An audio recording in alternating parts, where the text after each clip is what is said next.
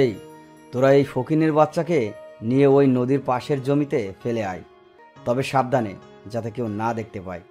কনস্টেবলরা রাহুলকে নিচে নামিয়ে একটা গাড়িতে তুলে দিয়ে নদীর পাড়ের উদ্দেশ্যে গাড়ি ছোটালো। এবার জেনে আসে রাহুলের সাথে এমনটা হওয়ার কারণ কি। 1 বছর আগে বাবা মা ছাড়া পৃথিবীটা কতটা অসহায় সেটা আমার মতো অনাথ ভালোই বুঝতে পারছি। টাকা পয়সা সম্পত্তির জন্য কাছের মানুষগুলো হিংস্র চেহারাটাও দেখতে পেলাম। আপনারা হয়তো কিছুই বুঝতেছেন না, চলুন গল্পে যাওয়া যাক। হুম হুম একটা রুমের ভিতরে আমায় হাত পা বেঁধে মেরে যাচ্ছে আমার মামি, মামা তো বোন আর মামা। আমি যে চিৎকার দিয়ে কিছু বলবো সেটা কোনো পথ খোলা রাখেনি ওরা। আমার মুখে গুছিয়ে দিয়েছে কাপড়ের অনেক ছোট ছোট টুকরো। মনে হচ্ছে নিজের জীবনের অন্তিম যাত্রার সামনে দাঁড়িয়ে আছি। আমার শরীরে লাঠির আঘাতে ফেটে যাওয়া স্থান দিয়ে রক্ত পড়ছে, আর সেই আঘাতপ্রাপ্ত জায়গায় লেবু চিপে লেবুর রস আর লবণ ঢেলে দিচ্ছে। আমি এই যন্ত্রণা যে সহ্য করতে পারছি না, ব্যথা যন্ত্রণা সব কিছু মিলিয়ে আমার চোখের জল আমার চিৎকারে রূপ নিয়ে বের হয়ে যাচ্ছে। হে সৃষ্টিকর্তা, আমায় কেন এমন এই নিষ্ঠুরতম পৃথিবীতে পাঠালে? আর যদি পাঠাবে তাহলে কেন একটু শান্তি দিয়ে দিলে না? শুনেছি মানুষ সৃষ্টির সেরা জীব, তাহলে আমার উপর এত অত্যাচার কেন? কিছুক্ষণ পর আমার হাতের ও পায়ের বাঁধন খুলে দিয়ে মামা মামি আর মামাতো বোন আমার রুম থেকে চলে যায়। আপনারা নিশ্চয়ই ভাবছেন আমি কিছু করেছি যার জন্য তারা আমায় এমন করে মারছে। সেটা ভাবলে আপনারা ভুল ভাবছেন। আসলে আমার সকল সম্পত্তি লিখে নেওয়ার জন্য এমন করছে। আজকে জোর করে সব কিছু লিখে নিয়েছে তারা। আমি তাড়াতাড়ি করে বাথরুমে গিয়ে শাওয়ার ছেড়ে দিয়ে নিচে বসে পড়লাম। কিছু সময় পর শরীরে যন্ত্রণা কিছুটা কম হলে বাথরুম থেকে ফ্রেশ হয়ে এসে নিজের বিছানায় বসে পড়লাম। আজকে থেকে এই বাড়ি মামার নামে হয়ে গেল। কিছু সময় পর নিচে থেকে মামির গলার স্বর শুনতে পেলাম। আমি তাড়াতাড়ি করে কাপড় পরে নিচে চলে গেলাম। নিচে যেতেই মামি বলেন, এই অনাথের বাচ্চা, রুমে পড়ে পড়ে ঘুমাচ্ছিস কেন? বাড়ির কাজগুলো কে করবে? তোর মরা বাপ নাকি তোর মরা মা? না মামি, আমি করছি। রাহুল সবার জন্য খাবার রেডি করে মামা আর মামিকে খেতে দিয়ে তার মামাতো বোন সীমার রুমের উদ্দেশ্যে পা বাড়ায়। রাহুল সীমার রুমে ঢুকে খাবার টেবিলে রেখে যেই চলে আসবে তখনই রাহুল সীমাকে টান দিয়ে বিছানায় এনে ফেলে দিল। সীমা বিছানা থেকে উঠে রাহুলের সামনে এসে রাহুলের গালে ঠাস ঠাস করে থাপ্পড় বসিয়ে দিয়ে বলল, অনাথের বাচ্চা, অনাথ ইতরের বাচ্চা, তোর সাহস হলো কি করে আমায় স্পর্শ করার? রাহুল গালে হাত দিয়ে দাঁড়িয়ে আছে, মাথা নিচু করে। তখন সীমা বলে উঠল, কিরে অনাথের বাচ্চা, কথা বলছিস না যে? না আরো কয়েকটা দিব তোকে? আসলে সীমা তোর রুমের সুইচ বোর্ডে সমস্যা, আর তুই ভেজা হাতে স্পর্শ করছিলি তাই আমি। তোর তো সাহস কম না, আমায় নাম ধরে ডাকিস? তোকে বলছি না ম্যাডাম বলে ডাকার জন্য? তুই তো আমার বোন হস আর আমার ছোট। তো কি হয়েছে? তুই হলি আমাদের বাড়ির চাকর, so you call me madam. It's that clear? হুম। মাকে বলে দিস আমি কলেজে যাচ্ছি, আমার গাড়ি নিয়ে তুই হেঁটে চলে আসিস। খাবারটা খেয়ে যান। তোর হাতের খাবার খেতে ইচ্ছে করছে না আমার, আমি বাইরে খেয়ে নিব। সীমা কথাগুলো বলে গাড়ির চাবি ঘুরিয়ে ঘুরিয়ে রুম থেকে বের হয়ে যায়। রাহুল একটা হাসি দিয়ে সেখান থেকে নিচে এসে কাজ করতে শুরু করে। এবার আপনাদের রাহুলের পরিচয় দিয়ে দিই। আমাদের গল্পের নায়ক রাহুল রাজ। মা বাবা কেউ বেঁচে নেই। রাহুলের বয়স যখন 9 বছর তখন রাহুলের বাবা মা মারা যান। রাহুলের অনেক সম্পত্তি। রাহুল এবার অনার্স 2য় বর্ষে পড়ছে। রাহুলের মামা আর মামি মিলে সুযোগ বুঝে রাহুলকে তাদের সাথে নিয়ে আসেন, আর তারপর রাহুলের সকল সম্পত্তি নিজের নামে লিখে নেন। তারপর থেকে রাহুল হয়ে যায় নিজের বাসারই কাজের লোক। অবশ্য রাহুলের মামা তো বড় বোন সুমন আপু বেঁচে থাকলে রাহুলের সাথে এমন কোনো কাজ হতো না। কিন্তু ভাগ্যের কি নির্মম পরিহাস, 4 বছর আগে সুমন আপু পরপারে চলে গেলেন। আর বাকিটুকু গল্পের সাথে থাকলেই জানতে পারবেন। রাহুল নিচে আসতেই তার মামি বলে উঠল, কিরে সীমা কোথায়? মামি সে তো কলেজে চলে গেছে। আচ্ছা, এই সব কিছু ধুয়ে রান্নাঘরে রেখে দে, আর বাসার সকল কাজ করে তারপর ভার্সিটিতে যাবে, না হলে সকালের কথা মনে থাকে যেন। রাহুল একটা হাসি দিয়ে সকল কাজ শেষ করার জন্য রান্নাঘরে চলে গেল। সব কিছু গুছিয়ে রাহুল তার রুমে এসে ফ্রেশ হয়ে রেডি হতে যাবে, তখনই বুঝতে পারে তার শরীরে কয়েক জায়গায় ফুলে গেছে, আর সেখান থেকে এখনো অল্প অল্প করে রক্ত পড়ছে। রাহুল একটা কাপড়ের টুকরো দিয়ে সেগুলো মুছে একটা শার্ট পরে নিল। যখন ব্যাগ পিঠে নিল তখন পিঠে প্রচণ্ড ব্যথা শুরু হয়ে গেল। রাহুল সকল ব্যথা সহ্য করে বের হয় ভার্সিটির উদ্দেশ্যে। রাহুল ভার্সিটিতে আসতে রাহুলের বেস্ট ফ্রেন্ড শাকিল আর আরিফ রাহুলের সামনে আসলো আর বলল, কিরে আজকে দেরি হলো যে? তোর তো দেরি হয় না? বাসার কাজ শেষ করে আসতে আসতে দেরি হয়ে গেছে। ভুলেই গেছিলাম রে। তোকে কত করে বললাম আমাদের সাথে এসে থাকার জন্য, কিন্তু তুই মানা করে দিলি। বাদ দে এসব কথা, এখন ক্লাসে চল। 3 বন্ধু মিলে হাসাহাসি করে ক্লাসের দিকে যাচ্ছিল। তখনই রাহুলের সাথে একটা মেয়ের ধাক্কা লাগে আর মেয়েটা মাটিতে পড়ে যায়। রাহুল মেয়েটার দিকে হাত বাড়িয়ে দিয়ে বলে, আসলে আমি দেখতে পাইনি, আমরা কথা বলে আসছিলাম, কিন্তু কি থেকে যে কি হয়ে গেল, আই এম সো সরি। মেয়েটা মাটি থেকে উঠে রাহুলের গালে ঠাস ঠাস করে থাপ্পড় দিয়ে বলে উঠল, মেয়ে দেখলে ধাক্কা খেতে ইচ্ছে করে? তোদের মতো ছেলেদের জন্য আজকে মেয়ে ভালোভাবে ঘোরাফেরা করতে পারে না, নিজের ইচ্ছে মতো স্বাধীনভাবে চলাচল করতে পারে না। তোকে দেখে তো মনে হচ্ছে ভালো ছেলে, কিন্তু তোদের মতো এমন চেহারার ছেলেদের দ্বারাই এমন কাজ করতে পারে। আসলে আপনি। তোর তো সাহস কম না, আমার মুখের উপর কথা বলিস? এই, তোরা এই ছেলেকে আমার সামনে থেকে নিয়ে যা, না হলে আমি এই ছেলেকে মেরে ফেলবো। অর্পা আর মিথিলা এসে রিদিতাকে বলে, রিদি, চল তো এখান থেকে। এই ছেলের সাথে কথা বলে লাভ নেই, চল তো ওইদিকে যাই। চল, এর সাথে কথা বলে লাভ নেই। আর শুন, তুই আমার সামনে পড়লে তোর অবস্থা খারাপ করে দিব। কথাটা বলে রিদিতা আর তার বন্ধুরা চলে গেল।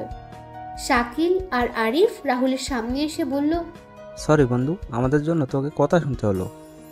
রে বন্ধু, ভুলটা আমাদেরই ছিল। আরে বেটার চল তো, আমি এসব কথায় কান দেই না, ছোট থেকে শুনতে শুনতে আমার গায়ে এখন সয়ে গেছে। রাহুল কথাটা বলে ক্লাসের দিকে হাঁটা দিল, আর পেছন পেছন আরিফ আর শাকিল আসছে। রাহুল ক্লাসে এসে সামনের সিটে বসে পড়লো। তখন রিধিতা ক্লাসে এসে প্রবেশ করলো। রাহুলকে সামনের সিটে বসতে দেখে রিধিতা বলে উঠল, ফকিরের বাচ্চা, তুই কোন সাহসে এখানে এসে বসেছিস? কেন এখানে বসলে কি কোনো সমস্যা? সামনে বসবে আমাদের মতো স্মার্ট শিক্ষিত মেয়েরা, তোর মতো গাইয়া খ্যাত ফকির রানা। ও আচ্ছা। রাহুল আর কোনো কথা না বলে পেছনে গিয়ে বসলো। কিছুক্ষণ পর শাকিল আর আরিফ রাহুলের পাশে এসে বসলো। স্যার ক্লাসে ঢুকে রাহুল আর আরিফ আর শাকিলের সাথে বসে পড়ে। কিছুক্ষণ পর স্যার ক্লাসে প্রবেশ করেন। স্যার সবার দিকে তাকিয়ে যেই ক্লাস শুরু করবেন, তখন স্যার রাহুলের দিকে তাকিয়ে বললেন, কি রে রাহুল, পিছনে বসে আছিস কেন? এমনি স্যার। তোরে না বলছিস সামনে বসতে? স্যার ক্লাস যে কোনো এক জায়গায় বসে করা যায়, সামনে বসে ক্লাস করলেই যেই স্যার আমি ভালো স্টুডেন্ট স্মার্ট হয়ে যাবো এমনটা তো নয়। তা অবশ্য ঠিক বলেছিস তুই। রাহুল কথাগুলো একবার রিদিতার দিকে তাকায়, আর রিদিতা রাহুলের কথাগুলো শুনে রাগী চোখে রাহুলের দিকে তাকায়। এদিকে অর্পা আর মিথিলা রিদিতাকে আস্তে আস্তে শুনিয়ে শুনিয়ে বলল, ঠান্ডা মাথায় কিছুক্ষণ আগের বদলা নিয়েছিল ছেলেটা। এবার বুঝতে পারছি রাহুলকে কেন ভালো স্টুডেন্ট। রিদি, তুই ওর দিকে তাকিয়ে আছিস কেন? ছেলের সাহস কেমন দেখেছিস? দেখেছিস, বুকের পাঠা আছে ছেলের। মিস রিদিতা আর রিদিতার 2 হাত। আপনারা ক্লাস করবেন না? বের হয়ে যাবেন। ক্লাস করার ইচ্ছে না থাকলে রুম থেকে বের হয়ে যেতে পারেন, দরজা আপনাদের সামনে আছে। কেউ আর কোনো কথা বলল না। স্যার ক্লাস নেওয়া শুরু করলেন। একজন স্যারের ক্লাসের পর আরেকজন স্যার এসে ক্লাস নিয়ে চলে গেলেন। ক্লাস শেষ করে রাহুল, শাকিল, আরিফ শহীদ মিনারে বসে কথা বলছিল। তখনই রিদিতা এসে বলল, তোর তো সাহস কম না, তুই আমায় ক্লাসের সবার সামনে অপমান করিস। আমি আপনাকে কখন অপমান করলাম? তুই ক্লাসে আমায় এই কথাগুলো শুনিয়ে শুনিয়ে কেন বললি? ক্লাসের কেউ এসে প্রতিবাদ করছে না, তাহলে তুই কেন এসেছিস রিদিতা? জানেন তো, চোরের মন পুলিশ পুলিশ। তুই জানিস আমি কে, আমার পরিচয় কি? আপনাকে দেখে আপনার সম্পর্কে জানা হয়ে গেছে আমার। আপনি কোনো অহংকারী বাবা মায়ের অহংকারী মেয়ে হবেন যে মানুষকে মানুষ মনে করেন না। শাকিল, আরিফ, চল এখান থেকে। রাহুল কথাগুলো বলে ভার্সিটি থেকে বের হয়ে আসে। রাহুল বাড়িতে এসে দেখতে পায় বাড়িতে কেউ নেই। রাহুল তার রুমে যাবে, তখন সে শুনতে পায় অদ্ভুত কিছু শব্দ। রাহুল শব্দগুলো অনুসরণ করে কিছুটা সামনে যেতেই একটা রুম দেখতে পায়। রুমটা ছিল সীমার রুম। রাহুল রুমের সামনে গিয়ে দেখতে পায় দরজা ভেতর থেকে ঠিকমতো লাগানো হয়নি। রাহুল দরজা ঠেলে দেখতে পায়, আমি দরজা ঠেলে দেখতে পেলাম আমার মামাতো বোন সীমা আর একটা ছেলে অন্তরঙ্গ সম্পর্কে জড়িয়েছে। তারা এই পাপ কাজের নেশায় এতটাই বিভোর যে দরজাটা লাগাতেই ভুলে গেছে। আমি তো নিজের চোখকে বিশ্বাস করাতে পারছি না। আমার মাথা যেন ঘুরতে লাগলো। কিছুক্ষণের জন্য আমি পাথরের ন্যায় শক্ত হয়ে গেলাম। তখন বললাম, সি সি সি, সীমা এগুলো কি করছিস তুই? মামা মামি জানলে কি হবে বুঝতে পারছিস? রাহুলের কথা শুনে সীমা ওর ছেলেটা আলাদা হয়ে যায়। ছেলেটা নিজের পোশাক পরে সেখান থেকে চলে যায়। সীমা নিজেকে ঢেকে রাহুলের উদ্দেশ্যে বলে, তুই এখানে এই সময়ে? না এলেই তো জানতে পারতাম না তুই এমন একটা কাজ করছিস। আমি জানতাম তুই একটা অহংকারী বদমেজাজি মেয়ে, কিন্তু তুই যে এমন একটা কাজ করবি না সেটা বুঝতে পারিনি। তোকে নিজের বোন বলতে আমার রুচিতে বাজছে। এইরকম পাপ কাজে নিজেকে জড়ানোর আগে একবার অন্তত মামা মামির কথা চিন্তা করতি। তোর এই কাজের কথা মামা মামি জানলে কাউকে নিজের মুখ দেখাতে পারবে না। দেখ রাহুল, তুই ভুল ভাবছিস। হ্যাঁ, নিজের চোখে আমি যা দেখেছি সেটাকে ভুল বলবো? ছি সীমা, ছি। রাহুল কথাগুলো বলে সীমার রুম থেকে বের হয়ে নিজের রুমে চলে যায়। রাহুল ফ্রেশ হয়ে নিচে এসে সবার জন্য খাবার তৈরি করতে থাকে। কিছুক্ষণ পর মামা আর মামি বাসায় ফিরে আসেন। দুপুরের খাবার সবাই একসাথে খাওয়া দাওয়া করে যে যার রুমে চলে যায়। এদিকে বিকেলবেলা রিধিতা, মিথিলা আর অর্পা ছাদে দাঁড়িয়ে আছে।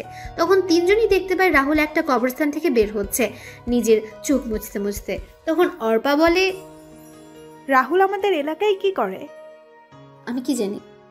কালকে ওই ছোট লোকের বাচ্চাকে একটা উচিত শিক্ষা দিব। এই হৃদিতা চৌধুরীকে অপমান করার পরিণাম কতটা খারাপ সেটা বুঝতে পারবে। আরে বাদ দে না, ক্লাসের কেউ কিছু বলছে না, তুই বলছিস কেন? সামান্য একটা রাস্তার ছেলে হয়ে ওর সাহস হলো কি করে আমার সাথে অমনটা করার? চল ঘুরে আসি কোথা থেকে, এতে মনও ফ্রেশ হয়ে যাবে। এটাই ভালো হবে, চল হৃদিতা। কথাটা বলে তিনজনই বেরিয়ে পড়ে। এইদিকে সন্ধ্যাবেলা রাহুল বাসায় ফিরে নিজের রুমে গিয়ে ফ্রেশ হয়ে পড়তে বসে। এই সন্ধ্যাবেলা রাহুলের কাজ করতে হয় না, তার মামি কাজ করেন। কিছুক্ষণ পর সবাই নাস্তা করে যে যার রুমে চলে যায়। রাহুল যখন পড়ছিল তখন সীমা রাহুলের রুমের সামনে এসে দরজায় কড়া নাড়ে। রাহুল তাকিয়ে সীমাকে দেখতে পেয়ে বলে ওঠে, কি চাই ম্যাডাম? কিছু লাগবে? না। আমি জানি আমি তোর সাথে অনেক খারাপ আচরণ করেছি, তোর গায়ে হাত তুলেছি। আমার এসব কাজের জন্য ক্ষমা চাওয়ার কোনো সুযোগও আমি রাখিনি। তবুও তোর পায়ে ধরে বলছি ভাইয়া, তুই আমায় ক্ষমা করে দে ভাইয়া। আমি তো তোর নিজের বোন না, তবুও নিজের বোন মনে করে ক্ষমা করে দে ভাইয়া, প্লিজ প্লিজ। সীমা কথাগুলো বলে রাহুলের পা জড়িয়ে কান্না করতে থাকে। রাহুল কিছু বলছে না। সীমার চোখের জল রাহুলের পায়ে পড়ছে। রাহুল কি করবে বুঝতে পারছে না। তখন রাহুল নিজের সকল রাগকে ভুলে সীমাকে তার পা থেকে তুলে চেয়ারে বসিয়ে বলে, আচ্ছা যা, আমি তোকে ক্ষমা করে দিলাম। তোকে আমায় কথা দিতে হবে তুই ভবিষ্যতে এমন কাজ আর কখনো করবি না। পড়ালেখায় কোনো ফাঁকি ঝুঁকি দিবি না। আমার কথাগুলো রাখতে পারলে আমি তোকে ক্ষমা করে দিব। আমি তোর সব কথা রাখবো। যা, নিজের রুমে যা এখন। রাহুল তার পড়ালেখা শেষ করে নিচে এসে খাওয়া দাওয়া করে তার রুমে গিয়ে শুয়ে পড়ে। পরের দিন সকালে রাহুল ভোরে ঘুম থেকে উঠে নিচে এসে রান্না করে সীমাকে দেখে অবাক হয়ে যায়। সীমাকে উদ্দেশ্য করে বলে, কিরে তুই এত সকালে রান্নাঘরে? আমি কেন? আজকে থেকে আমি সকাল দুপুরের নাস্তা খাবার আমি আর মা সবার জন্য তৈরি করব। তুই কোনো কাজ করবি না, তুই এখন শুধু পড়ালেখা করবি। আমরা এতদিন তোর সাথে খারাপ ব্যবহার। কালকে কি বললি আর এখন কি করছিস? সবকিছু মনে আছে আমার। পড়ালেখা করবি তাহলে রান্নাঘরে কি? যা গিয়ে পড়তে বস। যা তো ভাইয়া, আমায় ডিস্টার্ব করিস না, তুই রুমে গিয়ে ফ্রেশ হয়ে আয়, আমি খাবার দিচ্ছি। কিন্তু যা তো তুই। সীমা রাহুলকে সেখান থেকে তার রুমে ঠেলে পাঠিয়ে দেয়। রাহুল হাসতে হাসতে তার রুমে চলে যায়। এদিকে রাহুলের মামি নিচে এসে দেখতে পান সীমা রান্নাঘরে রান্না করছে। তখন সীমাকে বললেন, সীমা তুই রান্না করে কেন? রাহুল কোথায়? ভাইয়া এসেছিল, কিন্তু আমি ভাইয়াকে তার রুমে পাঠিয়ে দিয়েছি। ভাইয়া মানে? ভাইয়াকে ভাইয়া বলবো না তো কি বলবো? মা তোর শরীর খারাপ? তুই কি বলছিস এসব? মা আমি ঠিক বলছি। কিছুক্ষণ পর সবাই খাওয়া দাওয়া শেষ করে নিজের রুমে চলে যায়। রাহুল রেডি হয়ে গাড়ির কাছে এসে সীমার জন্য অপেক্ষা করতে থাকে। কিছুক্ষণ পর সীমাও চলে আসে গাড়ির কাছে। দুজনে গাড়িতে বসে রাহুল গাড়ি চালানো শুরু করে। কিছুক্ষণ পর সীমার কলেজে সীমাকে নামিয়ে দিয়ে গাড়ি যেয়ে রেখে আসতে যাবে, তখন সীমা বলে, ভাইয়া গাড়ি তুই নিয়ে যা, তুই 1:30 এখানে চলে আসিস। না, গাড়ি এখানে থাক। না, আমি যা বলেছি সেটাই, যা এখন তুই। রাহুল গাড়ি নিয়ে ভার্সিটিতে প্রবেশ করে গাড়ি পার্ক করে গাড়ি থেকে বের হয়। রাহুলকে গাড়ি থেকে বের হতে দেখে অনেকে তাকিয়ে আছে। অর্পা আর মিথিলা বলে ওঠে, এটা কি দেখছি আমি? যেই ছেলে গতকালকে নোংরা পোশাক পরে ভার্সিটিতে এসেছিল আজকে দামি একটা গাড়ি থেকে নামছে। এটা দেখে আমার মনে হচ্ছে কাশেম টিভির কোনো প্রোগ্রাম চলছে। রিদিতা অর্পা আর মিথিলাকে পিঠে দুটো ধুম করে বসিয়ে দিয়ে বলে ওঠে, এত গড়াগড়ি করছিস কেন? দেখ গাড়ি কোথা থেকে ভাড়া করে নিয়ে আসছে হয়তো। বন্ধু কী রে, হঠাৎ করে গাড়ি নিয়ে? না, কালকের অপমানের বদলা নিতে। নাব্বে সালা, আসলে সীমার ওই কথাটা বললাম না। ও আচ্ছা, এই ব্যাপার। তবে একদিক দিয়ে ভালো হয়েছে, সীমা যে তোকে সাপোর্ট করেছে, এটাই অনেক ভালো। তারপর সবাই মিলে ক্লাসে চলে যায়। ক্লাস শেষ করে রাহুল আরিফ আর শাকিলকে বিদায় দিয়ে চলে যায়। সীমাকে কলেজ থেকে নিয়ে বাসায় চলে আসে। বাসায় এসে রাহুল দেখতে পায় খাবার টেবিলে সাজানো। রাহুলও ফ্রেশ হয়ে এসে খাবার খেয়ে নিজের রুমে চলে যায়। রাতের বেলা সবাই যখন খাবার খাচ্ছিল তখন টিভির নিউজে সবাই শুনতে পায় আজকের সিলেটের বড় রাস্তার পাশের মোড়ে কয়েকজন সন্ত্রাসীর মরদেহ গাছের ডালে ঝুলন্ত অবস্থায় পাওয়া গেছে। পুলিশ এখনো সঠিক করে কিছু বলতে পারছে না, তবে সন্ত্রাসীদের বুকে বড় বড় করে লেখা আছে দ্য ডেথ ডেভিল। এভাবে চলে যায় 10টা দিন। এই 10 দিনে সীমা রাহুলের সাথে অনেক ভালো ব্যবহার করেছে, নিজের ভাইয়ের মতো। এই 10 দিনে মনে হয়েছে সীমা ও রাহুলের একজন মায়ের পেটের ভাই বোন। পরের দিন সকালে রাহুল ভার্সিটিতে চলে যায়। আজকে অবশ্য সীমা কলেজে যায়নি, তাই রাহুল গাড়ি নিয়ে আসেনি। রাহুল ভার্সিটিতে আসতেই রিধিতা বলে ওঠে, কি রে ছোট লোক, আজকে তোর গাড়ি কোথায়? এই কয়েকদিন তো গাড়ি নিয়ে এসেছিলি। আপনার কি কোনো কাজ নেই? আমি তো আপনার সাথে নিজে থেকে কথা বলি না, তাহলে কেন আমার সাথে আসছেন কথা বলতে? আর কথা যখন বলতেই হবে তাহলে ভদ্রভাবে কথা বলতে পারেন না? না পরিবার থেকে ভদ্রভাবে কথা বলার সুযোগ পাননি? তোর মতো ছোট লোকের সাথে আমায় কথা বলতে হলে চিন্তা করে কথা বলতে হবে। ওই যে বললাম, আপনি কোন পরিবারের মেয়ে সেটা আপনাকে দেখেই বোঝা যাচ্ছে। রাহুল আর কোনো কথা না বলে সেখান থেকে ক্লাসে চলে যায়।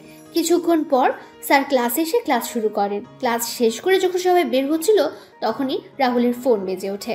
রাহুল ফোন রিসিভ করার সাথে ওপাশ থেকে কেউ কিছু কথা বলে। রাহুল তাড়াতাড়ি করে বাড়ির সামনে এসে দেখতে পায় বাড়িতে অনেক মানুষ।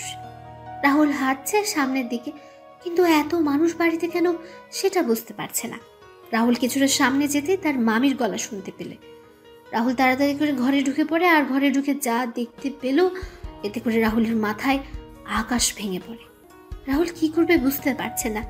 রাহুল ধীর পায়ে হেঁটে ফ্লোরে সাদা চাদর জড়িয়ে রাখা লাশটার সামনে যে চাদর সরিয়ে দেখতে পায় সীমা মাটিতে শুয়ে আছে। রাহুল সীমার লাশের পাশে ধূপ করে বসে যায়। রাহুলের চোখ দিয়ে জল গড়িয়ে পড়ছে। রাহুল তার মামির দিকে তাকাতে রাহুলের মামি রাহুলের দিকে কান্না মিশ্রিত কণ্ঠে বলে উঠলেন, আমি বাসায় এসে কারো কোনো সারা শব্দ পাচ্ছিলাম না, তাই আমি যখন সীমার রুমের সামনে আসি তখন দেখি সীমা তার রুমের ফ্যানের সাথে ঝুলছে। কথাটা বলে মামি কান্না করতে থাকেন। রাহুল কি বলবে বুঝতে পারছে না। তখন রাহুল সীমার হাতে একটা কাগজ দেখতে পায়। রাহুল কাগজটা নিয়ে দেখতে পায় সেখানে লেখা আছে, ভাইয়া আমায় ক্ষমা করে দিস, আমি তোর কথাগুলো রাখতে পারলাম না। চেষ্টা করেছিলাম তোর কথা রাখার জন্য, কিন্তু রাখতে পারিনি। আমি তোর সাথে অনেক খারাপ ব্যবহার করেছি, এমনকি তোর উপর হাত তুলেছি। ভাইয়া আমায় ক্ষমা করে দিস, ভালো থাকিস আর আমার মা বাবাকে দেখে রাখিস। আমার মা বাবার আর কেউ রইল না রে ভাইয়া, এখন তুই তাদের জন্য সব কিছু। ইতি তোর বেয়াদব বোন সীমা। রাহুল চিঠিটা পড়ে সীমার প্রাণহীন দেহটাকে জড়িয়ে ধরে কান্না করতে থাকে। কিছুক্ষণ পর বাসায় পুলিশ আসে আর জিজ্ঞেস করে, আপনাদের কারো উপর কি কোনো সন্দেহ হচ্ছে?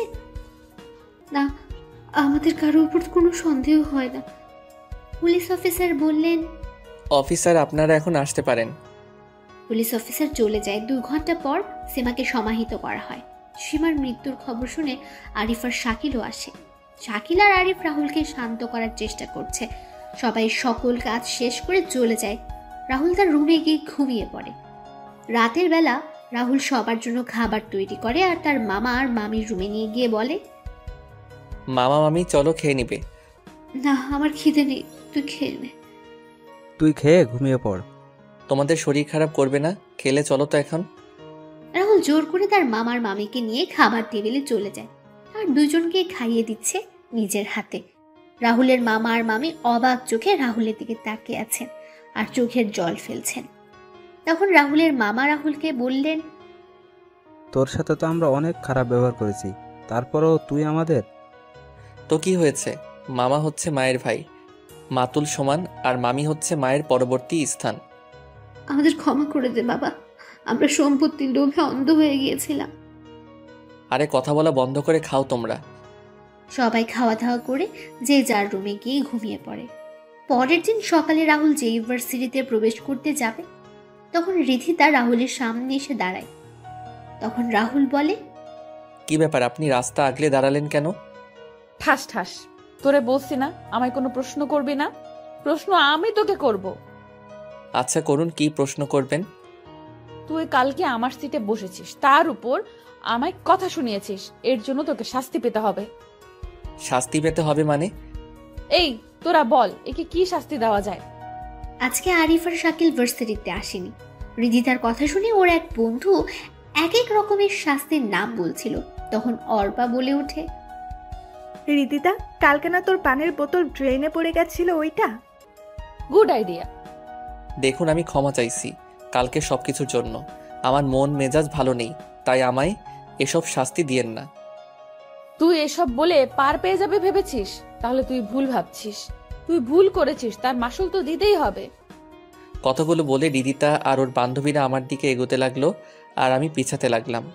পিছাতে পিছাতে আমি হঠাৎ আমার চোখ পড়ে, আমি একটা ড্রেনের ঢাকনা খোলা, আমি সেটা দেখে পাশ কেটে সরে আসি। কিন্তু রিদিতা আমার দিকে তাকিয়ে হাঁটছিল আর পড়ে গেল ড্রেনের ভিতরে। রিদিতাকে ড্রেনের ভিতরে পড়তে দেখে সবাই রিদিতাকে নিয়ে হাসাহাসি করছে। আমি দাঁড়িয়ে আছি চুপচাপ। আমি যে হাসছি না এটা নয়, আমি হাসছি তবে ভেতরে ভেতরে। নিজেকে কিছুটা স্বাভাবিক করে আমি কিছুটা এগিয়ে গিয়ে হাত বাড়িয়ে দিয়ে বললাম, চলুন উঠে আসুন এখন। তুই শর্ত, তোর মতো ছোট লোকের হাতে আমি হাত রাখবো? ছোট লোককে সেটা এখন সবাই দেখতে পাচ্ছে। যেখানে পড়েছেন সেখান থেকে বাজে দুর্গন্ধ আসছে। আপনার বান্ধবীরা চলে গেছে, তাড়াতাড়ি উঠে আসুন। রাহুল রিধিতাকে গাড়ি থেকে তুলে দিয়ে বলে, যান, বাসায় গিয়ে ফ্রেশ হয়ে নিন। আর কারোর সাথে খারাপ কাজ করার আগে 3 বার ভেবে নেবেন। আসি আমি। রিধিতা চলে যায় গাড়ি নিয়ে বাসায়, আর রাহুল চলে যায় ক্লাসে। রাহুল গিয়ে দ্বিতীয় সারির একটা সিটে বসে পড়ে। কিছুক্ষণ সময় পর একটা ছেলে ক্লাসে প্রবেশ করে। রাহুল তখন বই পড়ছিল। তখনই রাহুল উড়ে গিয়ে দেওয়ালের সাথে ধাক্কা খায়। দেওয়ালের সাথে ধাক্কা খাওয়ার সাথে সাথে রাহুলের মাথা ফেটে রক্ত বের হয়ে যায়। রাহুল মাথা চেপে ধরে দাঁড়াতে একটা ছেলে বলে ওঠে, এই সিটটা হলো আমার। তুই এখানে বসার সাহস পেলি কোথা থেকে? যা পিছনে গিয়ে বসে পড় চুপচাপ। কোনো কথা না বলে নিজের মাথা চেপে ক্লাস থেকে বের হয়ে একটা গাছের নিচে বসে পড়লাম। মাথাটাও কেমন যেন ঘুরছে, কি করব বুঝতে পারছি না। হঠাৎ করে চোখ দুটো বন্ধ হয়ে গেল। রাহুলের যখন জ্ঞান ফেরে তখন সে দেখতে পায় একটা রুমে শুয়ে আসে। তারপর পাশে আরিফ, শাকিল আর একটা মেয়ে দাঁড়িয়ে আছে। তখন রাহুল বলে, তুই হাসপাতালে আছিস? আর আমাদের এখানে ও আসতে বলেছে। কে উনি? আমার নাম ডলি, আমি তোমাদের সাথেই পড়ি। আসলে ক্লাসে যে ছেলেটা তোমায় মেরেছে সে হচ্ছে এই শহরের মাফিয়া ও ড্রাগসের ব্যবসাকারী জয়নালের ছেলে ডনি। তুমি যেই সিটে বসেছিলে ওই সিটে ডনি ছাড়া কেউ বসে না। কিন্তু ওই ছেলেকে তো আমি এই কয়েক মাসে ক্লাসে দেখিনি। রাহুল, তোকে এটা বলা হয়নি আমাদের। আসলে ডনি খুব কম সময়ে ভার্সিটিতে আসে। যখন ড্রাগসের মজুদ ভার্সিটিতে শেষ হয়ে যায় তখন ডনি আসে। মানে? পরে শোনা যাবে, তুমি রেস্ট নাও, আমি আসছি বিল মিটিয়ে। রাহুল চোখ বন্ধ করে শুয়ে আছে আর মনে হচ্ছে সীমার কথা আর সুমনা আপুর কথা। রাহুলের চোখগুলো ভিজে ওঠে। রাহুল চোখের জল মুছে চোখ বন্ধ করে মুখে একটা হাসি বজায় রেখে সিটি বাজাতে থাকে। কিছু সময় পর রাহুলকে নিয়ে আরিফ আর শাকিল বাসায় চলে যায়, আর ডলি চলে যায় ডলির বাসায়। আরিফ আর শাকিল মামা মামিকে সবকিছু খুলে বলে। তখন মামা বলেন, বাবা, তুই চিন্তা করিস না, আমি ওই ছেলেকে জেলের ভাত খাইয়ে ছাড়বো। মামা বাদ দাও তো, কুকুর কুকুরের মতো কাজ করেছে, তাই আমরাও কি কুকুরের মতো কাজ করব? রাহুল ঠিক বলেছে, ঝামেলা বাড়িয়ে লাভ নেই। নিজের 2 মেয়েকে তো হারালাম, এবার এই ছেলেকেও না হারিয়ে ফেলবো। রাতের বেলা সবাই খাওয়া দাওয়া করে ঘুমিয়ে পড়ে। এদিকে ডলি তার বাবাকে বলছে, বাবা, আমাদের কয়েকজন এজেন্টের কোনো সন্ধান পাচ্ছি না। সকল এজেন্টের লোকেশনও বের করা যাচ্ছে না। ডনির বাবা ডনির গালে থাপ্পড় বসিয়ে দিয়ে বলে ওঠেন, লজ্জা করছে না তোর এই কথা বলতে? আমি বসকে বলে তোকে এই বাংলাদেশের দায়িত্ব দিয়েছি, আর সেই জায়গায় তুই কোনো কিছুই খুঁজে বের করতে পারছিস না। তোর জন্য বসের কাছে আমায় শুধু শুধু কথা শুনতে হচ্ছে। বাবা, আমি চেষ্টা করেছি, কিন্তু কিছুই তো হচ্ছে না। আমার লোকেরা ওদের ভালো করে খুঁজেছে, কিন্তু পায়নি। আমার মনে হয় ওদের কেউ মেরে ফেলেছে। আচ্ছা আমি দেখছি। ডনি যখন রুম থেকে বের হয়ে যাবে তখন জয়নালের ফোন বেজে ওঠে। জয়নাল ফোন রিসিভ করে ওপাশ থেকে যা শুনতে পেল তাতে জয়নাল থপ করে সোফায় বসে পড়ে আর হাত থেকে ফোন পড়ে যায়।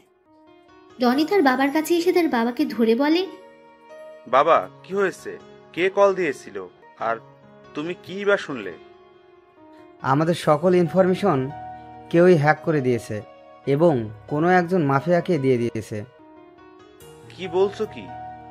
হ্যাঁ, এখন এই ইনফরমেশনগুলো লিক হয়ে গেলে আমাদের মৃত্যু নিশ্চিত।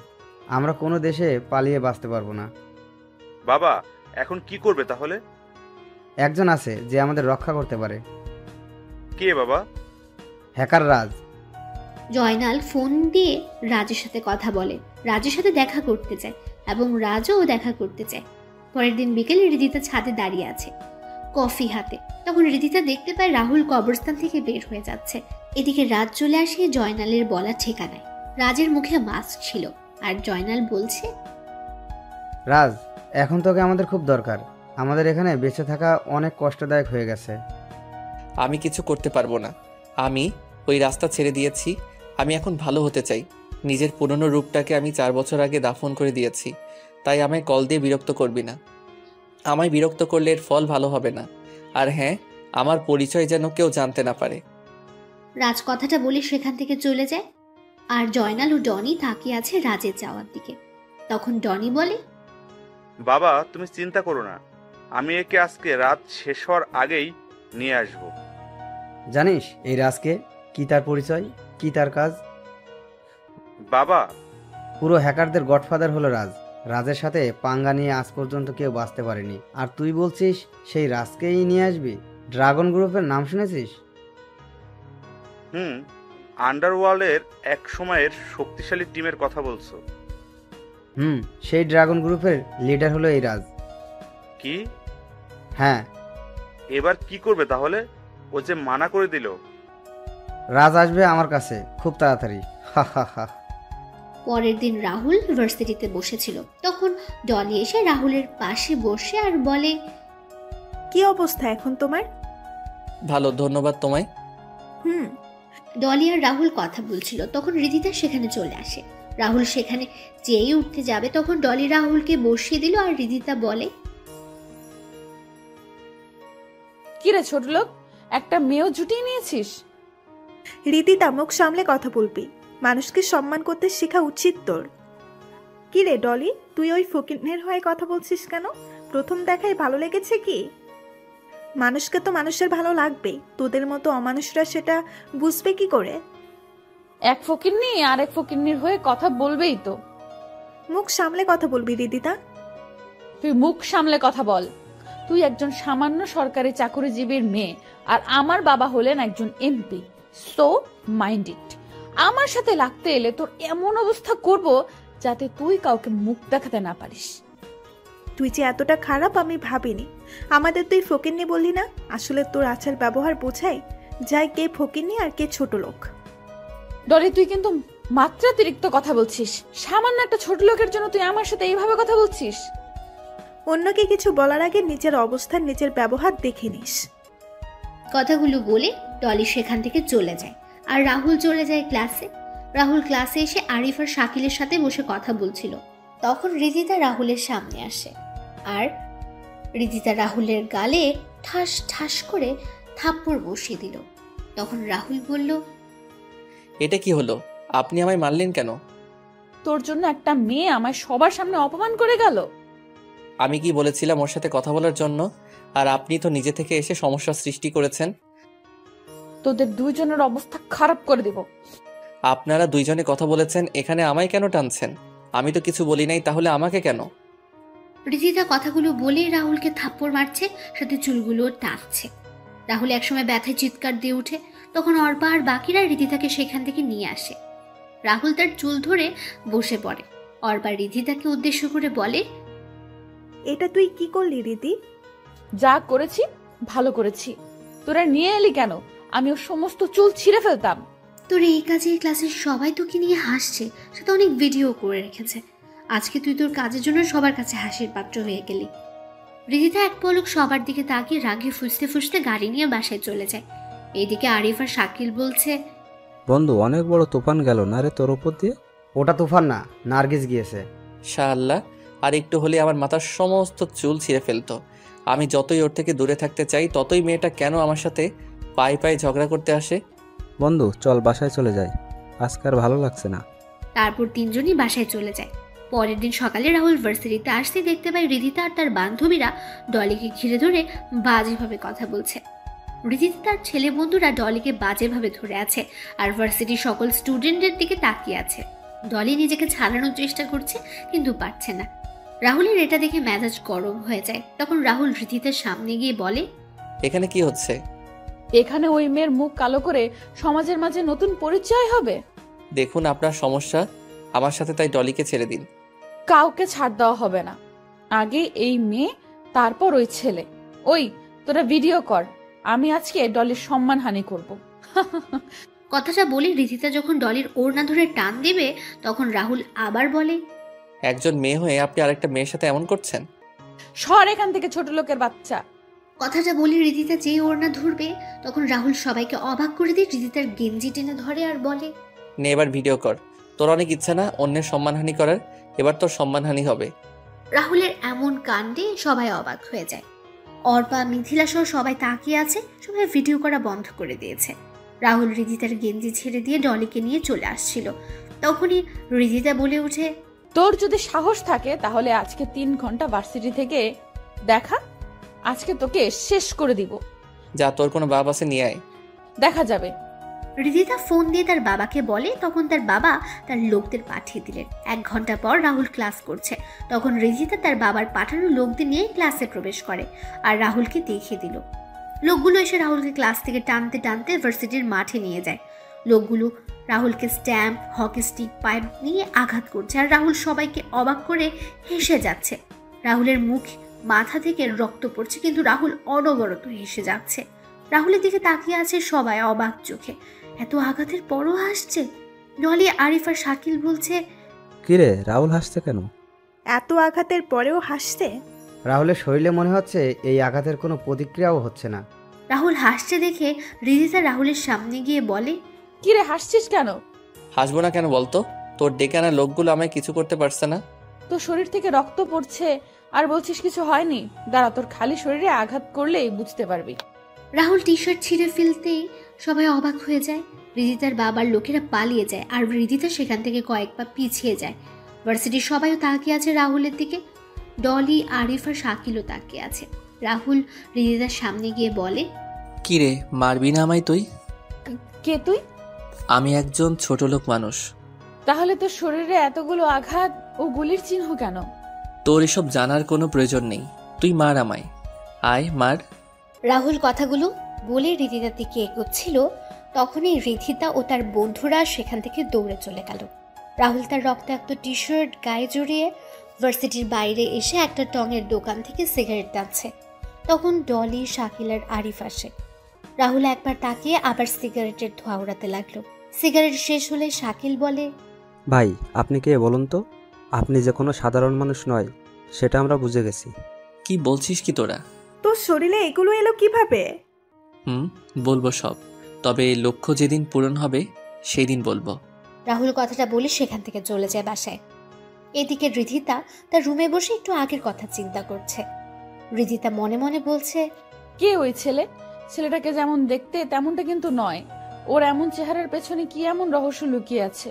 ও শরীরে এত চিহ্ন কিসের? ধুর, ও যেই হোক তাতে আমার কি? আমার বদলা নিতে হবে। সেদিন আমি চিন্তা করব কি করে যে বদলাটা নেই আমি ঠিক করেই। রিদিতা বসে এসব চিন্তা করছিল। তখনই রিদিতা ইয়েস বলে লাফ দিয়ে উঠল। রিদিতা নিচে গিয়ে খাওয়া দাওয়া শেষ করলো। রাহুল বাসায় এসে তার রুমে গিয়ে ফ্রেশ হয়ে কেটে যাওয়া জায়গায় মলম লাগিয়ে শুয়ে পড়ল। রাতের বেলা যখন সবাই মিলে খাবার খাচ্ছিল তখনই সবাই নিউজে দেখতে পেল আজকেও বড় রাস্তার পাশের পুকুরে কয়েকজন লাশ পাওয়া গেছে। পুলিশ বলছে মৃত ব্যক্তিরা ড্রাগসের ব্যবসার সাথে জড়িত। আগের মতোই সবার বুকে লেখা আছে দ্য ডেথ ডেভিল। পরের দিন সকালে রাহুল ভার্সিটিতে বসে আরিফ, শাকিল আর ডলির সাথে কথা বলছিল। তখনই শাকিল বলে ওঠে, ওই এই ভিডিওটা দেখতো তোরা। কিসের এই ভিডিওটা? আরে বেটা, কালকে রাতে পুলিশের আইজিপিকে কেউ বাজেভাবে হত্যা করেছে, আর বুকে লিখে দিয়েছে ডে ডেড ডেভিল মেরেছে। কি শুরু হলো বলতো? দেশে এক এক করে সবাইকে মেরে ফেলছে ওই ডেভিল। আচ্ছা, ভিডিও দেখি। ভিডিওটা নিয়ে দেখতে পেলাম ডেভিল পুলিশের আইজিপিকে প্রথমে উলঙ্গ করে একটা ছুরি দিয়ে গলা থেকে কোমর পর্যন্ত আঘাত করছে এক নাগাড়ে, আর আইজিপি চিৎকার করছে। তারপর ডেভিল আইজিপির বুকে ফুটন্ত অ্যাসিড ঢেলে দিচ্ছে। আইজিপি চিৎকার করতে করতে অজ্ঞান হয়ে যায়। ডেভিল তখন একটা পৈশাচিক হাসি দিয়ে এক কোপে শরীর থেকে আইজিপির মাথা আলাদা করে দিল, তারপর পা হাত কেটে ফেলে। সবার ভিডিওটা দেখে মাথাটা কেমন যেন ঘুরতে লাগলো। রাহুল মোবাইল রেখে বলে ওঠে, একটা মানুষ আরেকটা মানুষকে এভাবে মারতে পারে? আমি চিন্তা করতে পারছি না। এই ডেভিল কোন সাইকো হবে? একজন মানুষ কখনো একজন মানুষকে এভাবে মারতে পারে না। আমি শুনেছি ডেভিল এমনি এমনি কাউকে মারে না, কোনো কারণ তো অবশ্যই আছে এর পিছনে। তখনই রাহুলের ফোন বেজে ওঠে। রাহুল ফোন বের করে দেখতে পায় জয়নালের কল। রাহুল সেখান থেকে উঠে গিয়ে কল রিসিভ করে। কিরে, তোকে না বলেছি আমায় কল দিবি না? তাহলে ভাই, আমি তোমার পায়ে পড়ি, তুমি পারো একমাত্র আমাদের বাঁচাতে। ওই ডেভিল অলরেডি আমাদের সকল এজেন্টের মেরে দিচ্ছে, আমাদেরও কখনো মেরে দিবে। প্লিজ তুমি আমাদের রক্ষা করো, প্লিজ। আমি আগেই বলেছিলাম তোদের এই রাস্তা থেকে বের হয়ে আসার জন্য, কিন্তু তোরা এলি না। তোদের এই ড্রাগসের জন্য অনেক ছেলে মেয়ে মারা গেছে, অনেকের সংসার নষ্ট হয়ে গেছে। ভাই, আমি আপনার পায়ে পড়ি, এবার আপনি বাঁচিয়ে নিন, সামনে থেকে আর এমন কাজ করব না। শোন, তুই আর তোর ছেলে সকল ভার্সিটি থেকে তোদের সকল কিছু যদি আজকের ভিতরে সরিয়ে নিতে পারিস, তাহলে আমি তোদের কাজ করে দিব। রাহুল কথাগুলো বলে সেখান থেকে এসে আবার আড্ডা দেওয়া শুরু করে। তখন রিধিতা ও তার বন্ধুরা আসে রাহুলদের আড্ডা দেওয়ার স্থানে। রিধিতা রাহুল আর বাকিদের উদ্দেশ্য করে বলে, রাহুল, ডলি, আমি তোদের সাথে সত্যি অনেক খারাপ ব্যবহার করেছি, তোরা আমায় ক্ষমা করে দে। আজকে কি তোর শরীর খারাপ করেছে যার জন্য এমন বলছিস? না রে, আমার শরীর ভালো, তবে নিজের কাজের জন্য খুব অনুশোচনা হচ্ছে। আসলে আমি সবার সাথে খারাপ ব্যবহার করেছি, এখন নিজেকে আমায় বদলাতে হবে, তাই তোরা আমায় ক্ষমা করে দে। তোরা যদি বলিস তাহলে আমি ভার্সিটির সবার সামনে আমি তোদের কাছে ক্ষমা চেয়ে নেব। আমি ক্ষমা করে দিলাম, দেখ রাহুল তোকে ক্ষমা করে দেয় কিনা। রাহুলের কাছে গিয়ে বললাম রাহুলের হাত ধরে, রাহুল, আমায় ক্ষমা করে দে প্লিজ। আমি তো নিজের ভুল বুঝতে পেরেছি আর নিজের ভুলের জন্য ক্ষমাও চাইছি। এই কি করছেন? আমি একজন ছোট লোক ছেলে, আমায় ধরছেন কেন? আপনি একজন এমপির মেয়ে হয়ে আমার হাত ধরছেন, এটা দেখলে লোকে কি বলবে? ছাড়ুন ছাড়ুন। Rahul please please. তখন শাকিল, আরিফ, ডলি সবাই বলে ক্ষমা করে দেওয়ার জন্য। রাহুলও কিছুক্ষণ সময় চিন্তা করে বলে, আচ্ছা যান, ক্ষমা করে দিলাম, তবে সবার সাথে ভালো ব্যবহার করবেন, সবাইকে সম্মান করবেন। তাহলে আমরা আজকে থেকে সবাই বন্ধু। হুম। আচ্ছা শুন, তোরা কালকে আমার জন্মদিন, তাই বাড়িতে একটা পার্টির আয়োজন করা হয়েছে, তোরা সবাই আসবি। শুভ জন্মদিন রিদিতা, জন্মদিনের অনেক অনেক শুভকামনা রইল। আরে এখন বলছিস কেন? কালকে বলবি তো? না রে, আমি কালকে যাব না, আমার এইসব পার্টি ভালো লাগে না। তাহলে বুঝবো তুই আমায় ক্ষমা করিসনি এখনো। আরে না না, তুই ভুল ভাবছিস। তাহলে তুই কালকে আসছিস কিন্তু। সবাই জোর করে রাহুলকে যাওয়ার জন্য, আর রাহুলও কোনো উপায় না পেয়ে রাজি হয়ে যায়। সবাই যখন কথা বলছিল তখন ভার্সিটি কয়েকটা গাড়ি প্রবেশ করে আর সবাই গাড়িগুলোর দিকে তাকায়। তখন সবাই দেখতে পায় ডনি আর জয়নাল গাড়ি থেকে নামছে। ডনি আর জয়নাল গাড়ির পেছনে কয়েকটা ট্রাক প্রবেশ করেছে। ভার্সিটি, ডনি আর তার লোকেরা দৌড়ে চলে যায় একাডেমিক ভবনের দিকে। আর জয়নাল বলে ওঠে, আজকে থেকে এই ভার্সিটিতে কেউ কখনো ড্রাগসের ব্যবসা করতে পারবে না, এই ভার্সিটি হবে মাদক মুক্ত। আমি আমার সকল কিছু নিয়ে যাচ্ছি ভার্সিটি থেকে। ভালো থাকবেন সবাই। জয়নালের কথা শুনে ভার্সিটির সবাই হাততালি দিল। কিছু সময় পর জয়নাল ও ডনি মিলে তাদের সকল কিছু নিয়ে ভার্সিটি ত্যাগ করে। রাহুলরাও উঠে ক্লাসে চলে যায়। ক্লাস শেষ হলে যে যার বাসায় চলে যায়। রাতের বেলা রাহুল একটা পুরাতন ব্যাগ থেকে দুটো ল্যাপটপ বের করে, যার মডেল ছিল Apple MacBook air M2 and Asus ROG Zephyrus G15। ল্যাপটপগুলো বের করে তার পুরাতন ওয়েবসাইটগুলোতে প্রবেশ করে এবং সবার উদ্দেশ্যে একটা মেসেজ দিয়ে দেয়। রাহুল জয়নালের পাঠানো সকল ইনফরমেশন অনুযায়ী কাজ করতে লাগে। আর কিছুক্ষণ পর রাহুলের মুখে হাসি ফুটে ওঠে। রাহুল একবার সকল কিছু চেক করে তার ল্যাপটপে সেভ করে রাখে আর জয়নালকে সব কিছু পাঠিয়ে দেয়। এদিকে ডেথ ডেভিল যখন তার কম্পিউটার স্ক্রিনে বসে তখন কিছু লেখা দেখে তার মুখে হাসি ফুটে ওঠে। জয়নাল তার বসকে কল দিয়ে বলছে, বস, রাজ আমাদের কাজ করে দিয়ে এবং আমাদের সকল সিকিউরিটি সিস্টেমের অ্যাক্সেসের সকল কিছু দিয়ে দিছে। এবার আর ওই ডেড ডেভিল আমাদের কিচ্ছু করতে পারবে না। শোন, এবার তুই এই কাজটা তো করতে পারবি। আমি তোকে সকল কিছু বলে দিব। বস, কিন্তু রাজের ছবি তো আমার কাছে নেই, তাহলে? আমি দিয়ে দিচ্ছি। কিছু সময় পর জয়নালের ফোনে একটা ছবি আসে। তখন জয়নাল ডনিকে ডেকে বলে ওঠে, ডনি, ডনি, হ্যাঁ বাবা, বলো। বাবা, এই ছেলেকে খুঁজে বের করতে হবে, আমাদের বসের আদেশ। বাবা, এই ছেলেকে? এই ছেলে হচ্ছে রাজ দ্য হ্যাকার। কিন্তু বাবা, এই ছেলে তো আমাদের ভার্সিটিতে পড়ে। মানে? আমাদের ক্লাসে আমাদের সাথেই পড়ে। কিন্তু বাবা, একে দেখে তো হ্যাকার বলে মনে হয় না। আচ্ছা, তাহলে তো শিকারকে পেয়ে গেছি। তাহলে কালকে না মেরে আগামী পরশুদিন মারবো, আর বসও আসবে। শুন, কালকে এমপির বাড়িতে ইনভাইট আছে, আমাদের যেতে হবে। আর ওই এমপির মেয়ের সাথে তোর বিয়ের কথা বলবো। আচ্ছা বাবা। পরের দিন সন্ধ্যাবেলা সবাই চলে যায় রিধিতার বাসায়। রিধিতা রাহুলকে দেখে বলে, কিরে, তোরা সবাই চলে এসেছিস? আচ্ছা বস তোরা। আর রাহুল, তুই আয় এদিকে। হুম। রিধিতা রাহুলকে নিয়ে তার বাবা আর মায়ের সাথে পরিচয় করিয়ে দিল। রিধিতার বাবা রাহুলকে দেখে কিছুটা চিন্তিত হয়ে পড়েন। তখন রিধিতার বাবা রাহুলকে দেখে বলে উঠলেন, রাজদা।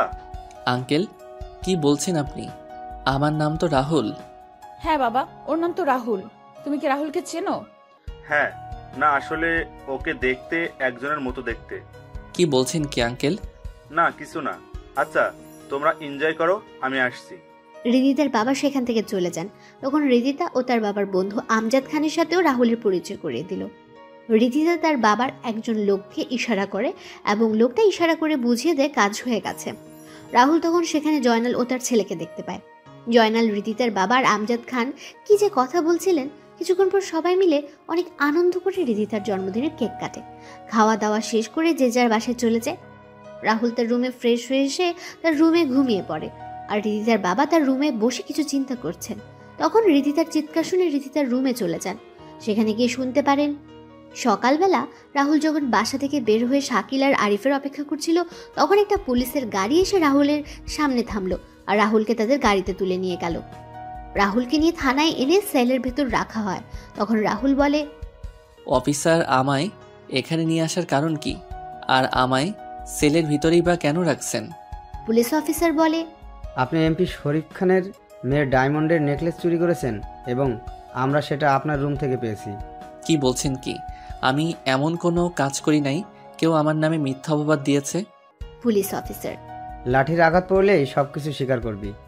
বর্তমানে রাতে রিধিতা তার রুমে বসে গান শুনছে আর চিপস খাচ্ছে আর নেচে যাচ্ছে। তখন তার বাবা হন্তদন্ত হয়ে এসে রিধিতার রুমে ঢোকেন আর রিধিতাকে ধরে বলেন, রিদিতা, রাহুল কোথায়?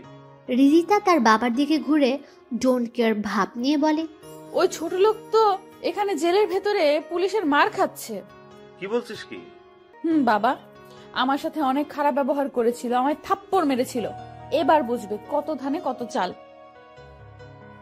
তুই এটা কি করেছিস? তুই জানিস রাহুলকে? তুই জানিস রাহুলের সম্পর্কে? রাহুলের সম্পর্কে তুই শুনলে বুঝতে পারবি আমি কেন তোকে বলছি এসব কথা। বাবা, কি বলছো কি তুমি?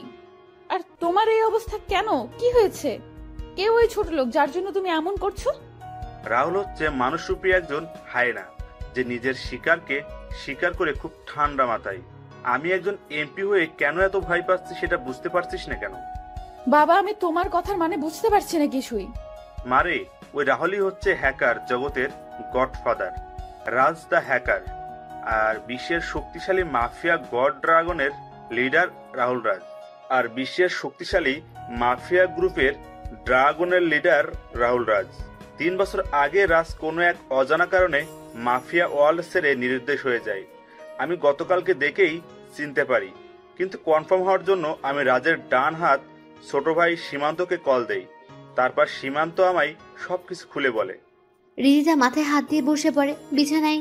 রিদিতার বাবা ভয়ে থরথর করে কাঁপছে। তখন রিদিতা তার বাবাকে কাঁপা কাঁপা গলায় বলে, এটা আমি কি করলাম? বাবার সামান্য পাওয়ার পেয়ে আমি একজনের হায়নার সাথে পাঙ্গা নিয়ে নিলাম। এখন কি হবে বাবা? এখন কি হবে? আমি তো ভুল করে ফেলেছি। এখন কি করব? আমি যে নিজের মৃত্যু নিজে ডেকে এনেছি। আমাদের সকালে তাড়াতাড়ি করে থানায় যেতে হবে এবং রাজকে ছাড়িয়ে নিয়ে আসতে হবে। এখন চল। পরের দিন সকালে রিদিতা আর তার বাবা থানায় গিয়ে যা শুনতে পেলেন তাতে তারা কিছুটা ভয় পেয়ে যান। তারা থানায় গিয়ে রাহুলের কথা জিজ্ঞেস করলে পুলিশ অফিসার বলে, আজকে রাহুলকে কোর্টে নিয়ে যাওয়ার পথে দুটো সন্ত্রাসী গ্রুপ তাদের উপর হামলা করে। একটা গ্রুপ রাহুলকে নিয়ে যায়। ঘটনাস্থলে কয়েকজন সন্ত্রাসী মারা যায় আর তাদের অনেক পুলিশ সদস্য হাসপাতালে ভর্তি আছে। রিদিতা তার বাবা থানা থেকে বের হয়ে আসেন। তখন রিদিতার বাবার ফোন বেজে ওঠে।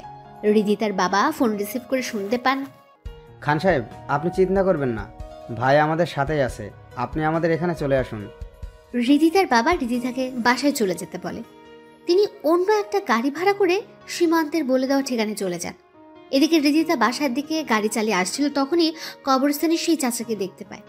রিদিতা গাড়ি থামিয়ে চাচার সামনে গিয়ে বলে, চাচা কেমন আছেন?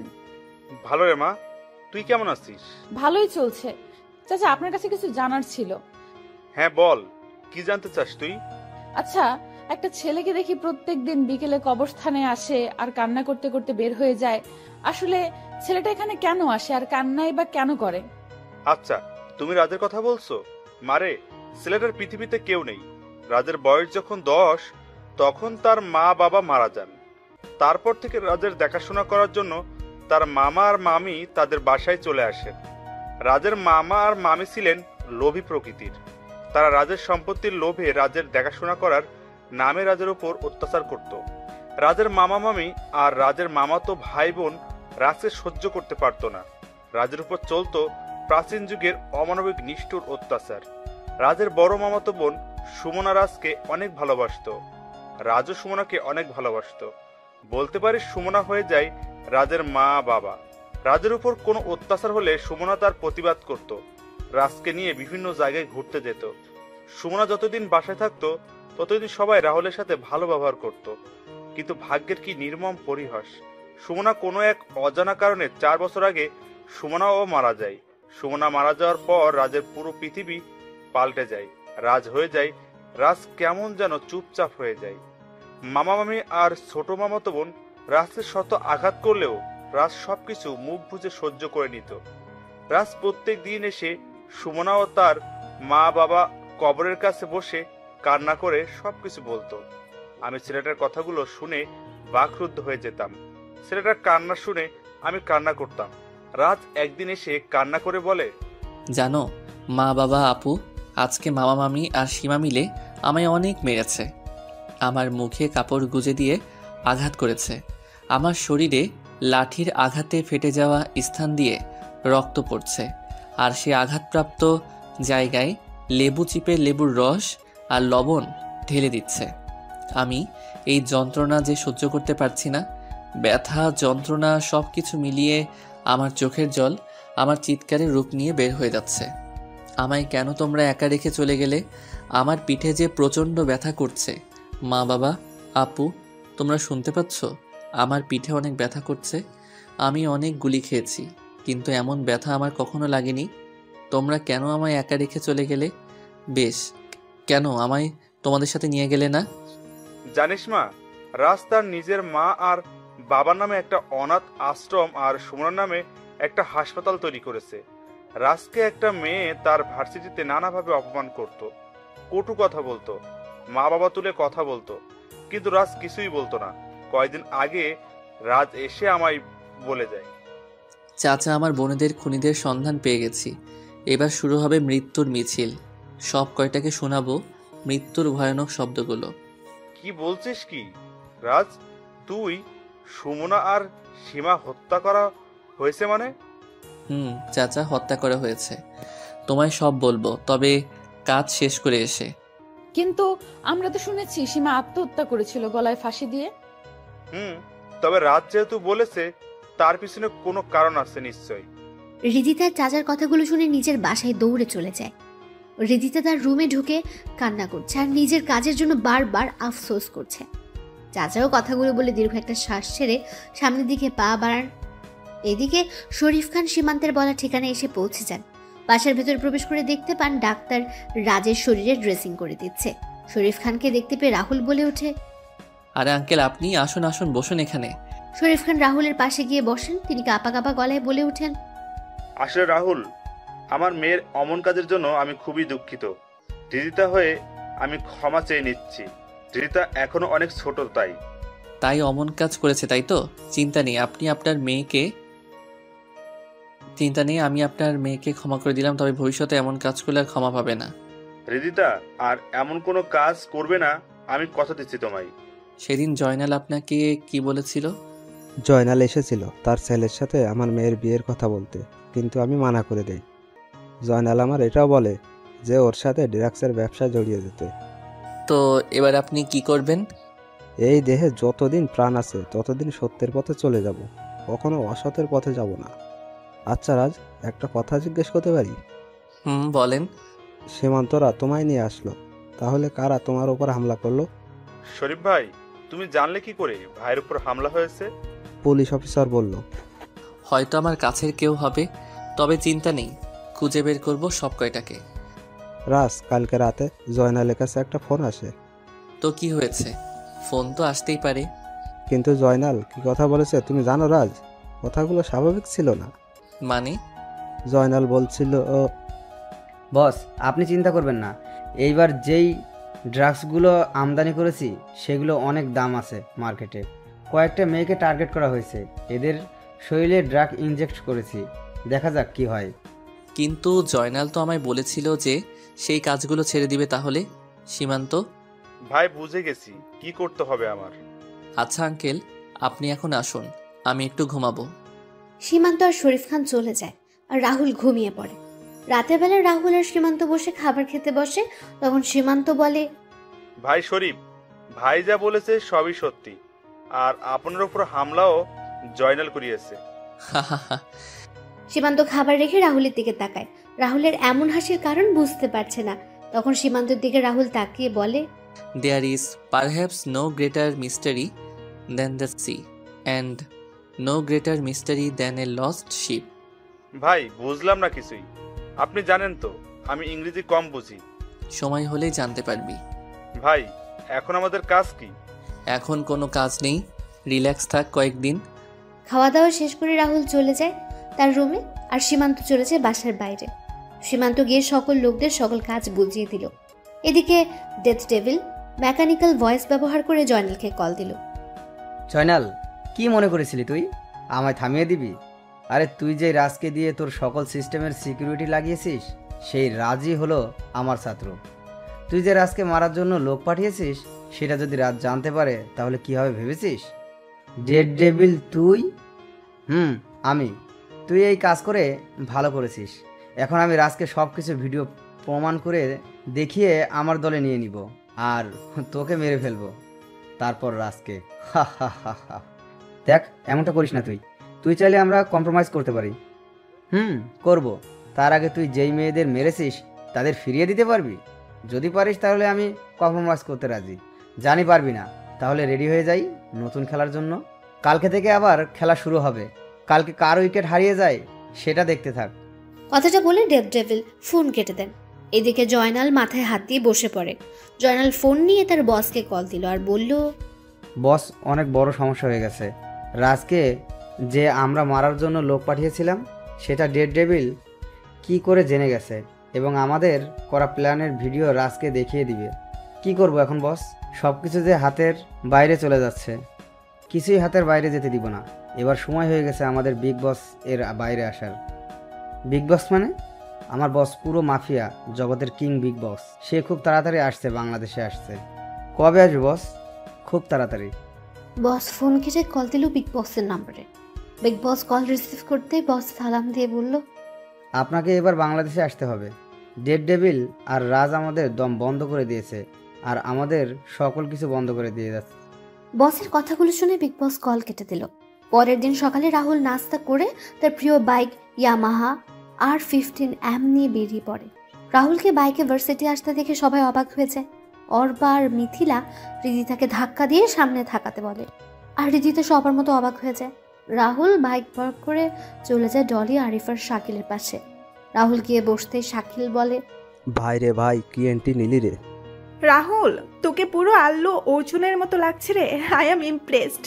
এত ঢং করিস না, ভার্সিটির সকল মেয়েই ইমপ্রেসড হয়ে গেছে।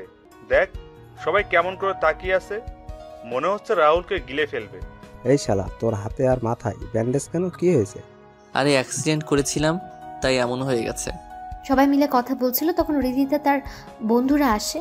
হৃদিতা রাহুলের পাশে বসে। তখন রাহুল সেখান থেকে উঠে পড়ে, ক্লাসের দিকে হাঁটা দিল। শাকিল বলল, কিরে রাহুল, চলে যাচ্ছিস যে? ক্লাসে যাব, সময় হয়ে গেছে। আরে আরো 10 মিনিট বাকি আছে তো ক্লাসের। তোরা 10 মিনিট কথা বলে আয়, আমি ক্লাসে আছি। রাহুল কথাগুলো বলে চলে যায়। হৃদিতা তাকিয়ে আছে রাহুলের যাওয়ার দিকে। সবাই আরো কিছু সময় কথা বলে ক্লাসে চলে যায়। আরিফ, শাকিল আর ডলি রাহুলের পাশে বসে। তখন ডলি বলে, এভাবে চলে এলি কেন? সবাই মিলে কত মজা করলাম, তুই ছিলি না। ক্লাস সেটুর পর থাকিস, হৃদিতা কি জানি কিসের ট্রিট দেবে। রাহুল একবার শাকিল আর একবার হৃদিতার দিকে তাকায়। রাহুল দেখতে পায় হৃদিতা কেমন করে তাকিয়ে আছে। তোরা খেয়ে নিস ট্রিট, আমি আমার জীবনের সেরা ট্রিট পেয়ে গেছি। কিছু সময় পর স্যার ক্লাসে এসে ক্লাস নেওয়া শুরু করেন। ক্লাস শেষে স্যার যখন ক্লাস থেকে বের হয়ে যাবেন, তখন স্যার রাহুলকে উদ্দেশ্য করে বলেন, রাহুল, এখন ক্লাস শেষ করে আমার রুমে এসে একবার দেখা করবে। আচ্ছা। রাহুল ক্লাস শেষ করে স্যারের পিছু পিছু চলে যায়। হৃদিতা শাকিল আর আরিফের কাছে এসে বলে, কি রে, বলেছিলে তোরা রাহুলকে? বলেছি। কি বলেছে ও? তোরা খেয়ে নিস ট্রিট, আমি আমার জীবনের সেরা ট্রিট পেয়ে গেছি। কিসের ট্রিটের কথা বললো? আচ্ছা। রাহুল স্যারের সাথে তার রুমে চলে যায়। তখন স্যার রাহুলকে কিছু ছবি আর আরেকটা ফাইল এগিয়ে দিয়ে বলেন, রাজ, এইগুলো দেখো তুমি। রাজ মানে? রাহুল, আমি তোমার সম্পর্কে সব জানি। রাহুল, আমার এই শিক্ষকতার পেশার আড়ালে একটা পরিচয় আছে যা কেউই জানে না। কি পরিচয় স্যার? আমি একজন ইন্টারপোল অফিসার। আমি জানি তুমি একজন হ্যাকার আর ড্রাগ টিমের লিডার। স্যার, এই ছবিগুলো প্রায় সবাইকেই আমি মেরে ফেলা হয়েছে তো, আর কয়েকজন বাকি আছে। তবে ওদের সবার বস মাফিয়া জগতের বর্তমান কিং বিগ বক্স খুব তাড়াতাড়ি বাংলাদেশে আসছে। তার জন্য লক্ষ্য হলো তোমায় এবং ডেড ডেভিলকে হত্যা করা। আমি আমার সোর্সের কাছ থেকে জানতে পেরেছি তোমাকে এখন সাবধানে থাকতে হবে। স্যার, সাবধানে তো ওরা থাকবে। ওই বিগ বস বাংলাদেশে এসে অনেক ভুল করেছে, যা সে তার প্রাণের মূল্য দিয়ে বুঝবে। মানে? There is perhaps no greater mystery than the sea and no greater mystery than a lost ship. আসি স্যার। রাহুল কথাগুলো বলে রুম থেকে বের হয়ে যায়। আর স্যার রাহুলের এমন রহস্যময় কথা শুনে কথাটার মানে বোঝার চেষ্টা করছেন। রাহুল ক্লাসে এসে শাকিল আর আরিফের সাথে বসে পড়ে। কি রে, স্যার কেন ডাকলো? আমার এই অবস্থা হলো কি করে সেটা জানার জন্য। ও আচ্ছা। কিছুক্ষণ পর স্যার এসে ক্লাস নেওয়া শুরু করেন। ক্লাস শেষ করে স্যার চলে যান। রাহুল ক্লাস থেকে বের হয়ে তার বাইকের কাছে সে বাইক নিয়ে যেই বের হবে ভার্সিটি থেকে, তখন রিজা রাহুলের সামনে এসে বলে, কি ব্যাপার, কোথায় যাচ্ছ তুমি? হাওয়া খেতে যাচ্ছি। আপনার কোনো সমস্যা? শাকিল আর আরিফ কিছু বলেনি? বলেছে। তাহলে চলে যাচ্ছ যে? জীবনে অনেক ট্রিট পেয়েছি, আর কয়েকদিন আগেই তো আপনার কাছ থেকে সেটা ট্রিট পেয়েছি, আর ট্রিট লাগবে না। আসলে আমি... রাহুল কথাগুলো বলে চলে যায় বাইক নিয়ে, ভার্সিটি থেকে বের হয়ে যায়। রিদিতা যখন হাঁটছিল আনমনে, তখন ডনি রিদিতার সামনে এসে রিদিতার হাত ধরে বলে, জানেমান, কি খবর তোমার? একা কেন হাঁটছো? আমার সাথে নিয়েই তো হাঁটতে পারো। ডলি, কি বলছিস কি তুই? মাথা ঠিক আছে তোর? আমার হাত ছাড় বলছি। আমার সবকিছু ঠিক আছে, তবে আমাদের বিয়ের পর কিছু ঠিক থাকবে না। আমাদের বিয়ে মানে? তোমার আর আমার বিয়ে, জানেমান। তো বন্ধুরা, এতক্ষণ ধরে গল্পটি শুনেছো। গল্পটি তোমাদের কাছে কেমন লাগছে? যদি গল্পটি ভালো লেগে থাকে এবং এ ধরনের গল্প আরও শুনতে পছন্দ করো, তাহলে এক্ষুনি নিচে থাকা সাবস্ক্রাইব বাটনটি টিপে আমাদের পরিবারের একজন সদস্য হয়ে যাও এবং গল্পটি কন্টিনিউ করো। আর হ্যাঁ, একটি সুন্দর কমেন্ট করতে কিন্তু ভুলবে না। জানেমান, তোর মতো একটা নেশাখোর আর গাঁজাখোর ছেলেকে আমি বিয়ে করব? দেখ, আমার এমনিতেই মনটা ভালো না, তাই উল্টো পাল্টা না বকে এখান থেকে চলে যা, এতেই ভালো হবে। চলো আমার সাথে, তোমার মন ভালো হয়ে যাবে। আর কয়েকদিন পরেই তো আমাদের বিয়ে হয়ে যাবে। বলছি না তোকে আমার সামনে থেকে চলে যেতে? তাহলে কেন শুনছিস না? তোর মতো একটা অপরাধী ছেলেকে কে বিয়ে করবে? তোর বাপ এক সন্ত্রাসী আর তুই হলি আরেক সন্ত্রাসী, আর তোকে করব আমি বিয়ে? আরে আমার দিন এত খারাপ আসেনি যে তোকে বিয়ে করব। রিজিতা কথাগুলো বলে চলে যায় সেখান থেকে, আর টনি অগ্নি চোখে তাকিয়ে আছে রিজিতা যাওয়ার দিকে। রিজিতা সবার সাথে কথা বলে চলে যায় তার বাসায়। বিকেলবেলা রাহুল তার বাসা থেকে বের হয়ে চলে যায় তার বাবা মা আর বোনদের কবরের কাছে। সেখানে কিছু সময় অতিবাহিত করে রাহুল যখন বের হয়ে দেখতে পায় রিজিতা তার দিকে এগিয়ে আসছে, তখন রাহুল কোনো কথা না বলে তার বাইকের কাছে এসে যেই বাইক ঘুরিয়ে স্টার্ট দেবে তখনই শুনতে পায় রিজিতার চিৎকার। রাহুল পেছনে তাকিয়ে দেখতে পায় একটা কালো গাড়িতে রিজিতাকে কয়েকজন মিলে জোর করে তুলে নিয়ে যাচ্ছে। রাহুল বাইক থেকে নেমে যখন দৌড় শুরু করবে তখনই লোকগুলো রিজিতাকে গাড়িতে নিয়ে চলে যাচ্ছিল। রাহুল তার বাইকের কাছে এসে বাইক স্টার্ট দিয়ে ওই গাড়ির পিছু নিল। এদিকে রিজিতা চিৎকার করেই যাচ্ছে, কিন্তু কেউ চিৎকার শুনছে না। কিছু দূর যাওয়ার পর রাহুল দেখতে পায় গাড়িটা একটা জঙ্গলে প্রবেশ করছে। রাহুলও গাড়িটার পিছু নিল। রাহুল একটা পোড়া বাড়ির সামনে গাড়িটাকে দাঁড়িয়ে আছে দেখতে পায়। রাহুল বাইক থেকে নেমে ভেতরে প্রবেশ করতেই রিজিতার চিৎকার শুনতে পায়। রাহুল ভেতরে ঢুকে দেখতে পায় ড্রাগস, গাঁজা, আফিম সহ আরও অনেক মাদকদ্রব্য এখানে ছোট ছোট করে প্যাকেট করা হচ্ছে। রাহুলকে দেখে রিজিতা চিৎকার করে বলে, রাহুল, রাহুল রাজদা হ্যাকার, চলে আসছিস এখানে মরার জন্য? ভালো হয়েছে, তোকে মেরে আমি আমার বিয়েটাও সেরে নিব। তোর মতো বিড়াল করবে বাঘের শিকার? বাঘকে শিকার করা এত সহজ নয়। বাঘ সব জায়গায় রাজত্ব করে বেড়ায়, সেটা হোক নিজের এলাকায় বা বিড়ালের এলাকায়। কে আসল বাঘ আর কে বিড়াল এখনই সেটা বোঝা যাবে। এই মার শালাকে। ডনির কথা শুনে ডনির লোকেরা যখন রাহুলকে মারার জন্য লাঠি, হকি স্টিক, পাইপ নিয়ে এগিয়ে আসে, রাহুল ডনিও সবার দিকে তাকিয়ে বলে ওঠে, এই 30 জন আমায় মারবে? কেন বেশি মনে হচ্ছে তোর কাছে? এরা করব বাঘকে শিকার? হারে, এরা তো নিজেই বাঘের শিকারে পরিণত হবে। রাজ কথাটা বলে এক এক করে সবাইকে মারতে থাকে। 5 মিনিটের ভেতরে ডনির সকল লোক মাটিতে শুয়ে আছে, আর রাহুল রক্তাক্ত চোখে ডনির দিকে তাকিয়ে সিগারেটের ধোঁয়া উড়িয়ে যাচ্ছে। ডনি রাজের এমন চেহারা দেখে কয়েক পা পিছিয়ে যায়। তখন ডনি বলে, তো তুই নিয়ে যাই মেয়েটাকে, আর আমাকে ছেড়ে দে। আমার ভুল হয়ে গেছে, আমি ওর বাঁধন খুলে দিচ্ছি। ডনি কথাগুলো বলে রিজিতার বাঁধন খুলে দিল। রিজিতা ভয়ে ভয়ে রাহুলের পাশে এসে দাঁড়ালো। রাহুল সিগারেটটা শেষ করে রিজিতাকে নিয়ে কয়েক পা এগিয়ে যেতে রাহুল তার বাম হাত দিয়ে পেছন থেকে আসা রড আটকে দিল। রিজিতা কয়েক পা সরিয়ে যায়। তখন রাহুল হাসতে হাসতে বলে, বলেছিলাম না তুই বিড়ালের বাচ্চা? দেখ, তুই নিজেই প্রমাণ দিয়ে দিলি। তোর বাপ তোকে বিশ্বাস করেছে বলে আমি তোকে বিশ্বাস করব, এটা তুই ভাবলি কি করে? আমি জানতাম তুই পিছন থেকে আঘাত করবি, আর তুই করেও ফেললি। রিদিতা, বাইরে যাও। রাহুলের কথা শুনে রিজিতা চলে যায় বাড়ির বাইরে, আর রাহুল ডনের দিকে এগিয়ে গিয়ে বলে ওঠে, হ্যাকার আর ডেভিল এক হয়ে গেলে এর পরিণাম কি হবে সেটা তোর বাপ এখনো বুঝতে পারবে। Bye bye. কথাটা বলে রাহুল ডনির বুকে তার পিস্তলের সকল গুলি লোড করে দিল, আর ডনি মাটিতে শুয়ে পড়ল। রাহুল তার ফোন বের করে একটা নম্বরে কল দিয়ে ঠিকানা দিয়ে দিল, তারপর বের হয়ে যায় বাড়ি থেকে। রাহুল বাইকের কাছে এসে বাইক স্টার্ট দিল, আর রিজিতা বাইকের পেছনে বসে রাহুলকে জড়িয়ে ধরল। তখন রাহুল বলে, কি হচ্ছেটা কি? জড়িয়ে ধরছেন কেন? বাইকে উঠলে আমার ভয় করে, তাই জড়িয়ে ধরেছি। বাইকের দুই পাশে ডট লাগানো আছে, সেগুলো ধরে বসুন, আমায় ধরা লাগবে না। জড়িয়ে ধরলে কোন মহাভারত অশুদ্ধ হয়ে যাবে শুনি? আপনার মতো বড় লোকদের মহাভারত অশুদ্ধ হয়ে যাবে। আসলে রাহুল তার কানে এয়ারপড লাগিয়ে বাইক চালানো শুরু করলো। কিছু সময় পর বাইক এসে থামে রিদিতাদের বাসার সামনে। রিদিতা বাইক থেকে নেমে যায়, আর রাহুল বাইক টান দিয়ে চলে যায়। রিদিতা তার বাসায় চলে যায়। তখন রিদিতার বাবা রিদিতাকে বলেন, কোথায় ছিলে তুমি? আর কয়টা বাজে এখন? আসলে বাবা আজকে আচ্ছা, তুমি তোমার রুমে যাও। এদিকে জয়নাল মাথায় হাত দিয়ে বসে আছে তার ছেলের লাশের সামনে। তার ছেলের পুরো শরীরে ক্ষত বিক্ষত করে দেওয়া আছে, আর বুকে লেখা আছে দ্য ডেথ ডেভিল।